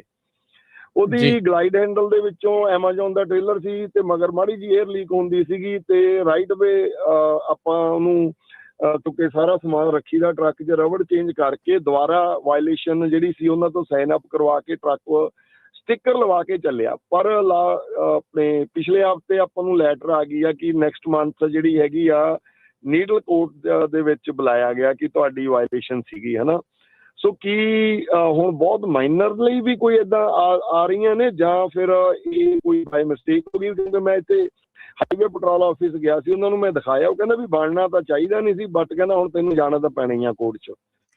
ਹਾਂਜੀ, ਕੋਈ ਜੇ ਤੁਸੀਂ ਕਲੀਅਰ ਕਰ ਲੈਂਦੇ ਹੋ ਵਾਇਲੇਸ਼ਨ ਨੂੰ ਉੱਥੇ ਹੀ ਕਲੀਅਰ ਹੋ ਜਾਂਦੀ ਆ। ਜੇ ਆਊਟ ਆਫ ਸਰਵਿਸ ਨਹੀਂ ਹੁੰਦਾ ਤਾਂ ਡੈਫੀਨੇਟਲੀ ਉਹ ਚੀਜ਼ ਜਿਹੜੀ ਆ ਕਰੈਕਟੇਬਲ ਐਕਸ਼ਨ ਹੈਗਾ, ਤੁਸੀਂ ਉੱਥੇ ਲੈ ਲਿਆ ਤੇ ਉਹ ਨਹੀਂ ਹੋਣੀ ਚਾਹੀਦੀ ਅਨਲੈਸ ਕਿ ਕੋਈ ਹੋਰ ਡਿਫਰੈਂਟ ਵਾਇਲੇਸ਼ਨ ਨਾਲ ਉਹਨਾਂ ਨੇ ਟੈਪ ਕੀਤੀ ਆ ਜਾਂ ਉਹਨੂੰ ਸਟੈਕ ਕੀਤੀ ਆ, ਉਹਦੇ ਕਰਕੇ ਕੀਤਾ ਹੈਗਾ। ਜੇ ਸਿਰਫ ਉਹ ਵਾਇਲੇਸ਼ਨ ਹੈਗੀ ਆ, ਹਾਂਜੀ ਹੋਰ ਕੋਈ ਵਾਇਲੇਸ਼ਨ ਨਹੀਂ ਸੀ ਇੱਥੋਂ ਤੱਕ ਕਿ ਜਦੋਂ ਮੈਂ ਉਹ ਰਬੜ ਚੇਂਜ ਕਰਤੀ, ਬਾਹਰ ਜਾ ਕੇ ਪਾਰਕ ਕੀਤਾ, ਰਬੜ ਚੇਂਜ ਕੀਤੀ, ਬੈਕ ਲਿਆਂਦਾ ਕਿਉਂਕਿ ਮੈਂ ਆਪ ਸੀਗਾ ਤੇ ਮੇਰੀ ਉਹਦੇ ਨਾਲ ਵਿਚਾਰ ਵੀ ਹੋਈ। ਮੈਂ ਕਿਹਾ ਵੀ ਤੁਸੀਂ ਕਿਉਂ ਨਹੀਂ ਇਹਨੂੰ ਸਟਿੱਕਰ ਲਾ ਰਹੇ, ਕਿਉਂ ਨਹੀਂ ਵਾਇਲੇਸ਼ਨ ਕਲੀਅਰ ਕਰ ਸਕਦੇ, ਵੀ ਅਸੀਂ ਜਾਈਏ ਕਿੱਥੇ? ਸਾਨੂੰ ਇੰਸ਼ੋਰੈਂਸ ਵਾਲੇ ਕਹਿੰਦੇ ਤੁਸੀਂ ਇੰਸਪੈਕਸ਼ਨਾਂ ਕਰਾਓ, ਤੁਹਾਡੀਆਂ ਇੰਸਪੈਕਸ਼ਨਾਂ ਸਾਲ 'ਚ ਇੱਕ ਅੱਧੀ ਕਲੀਅਰ ਚਾਹੀਦੀ ਆ, ਤੁਸੀਂ ਕਰਦੇ ਨਹੀਂ, ਵਲੰਟੀਅਰੀ ਤੁਸੀਂ ਖਤਮ ਕਰਤੀ ਪੂਰੇ ਕੈਲੀਫੋਰਨੀਆ 'ਚ, ਅਸੀਂ ਕਿੱਧਰ ਜਾਈਏ?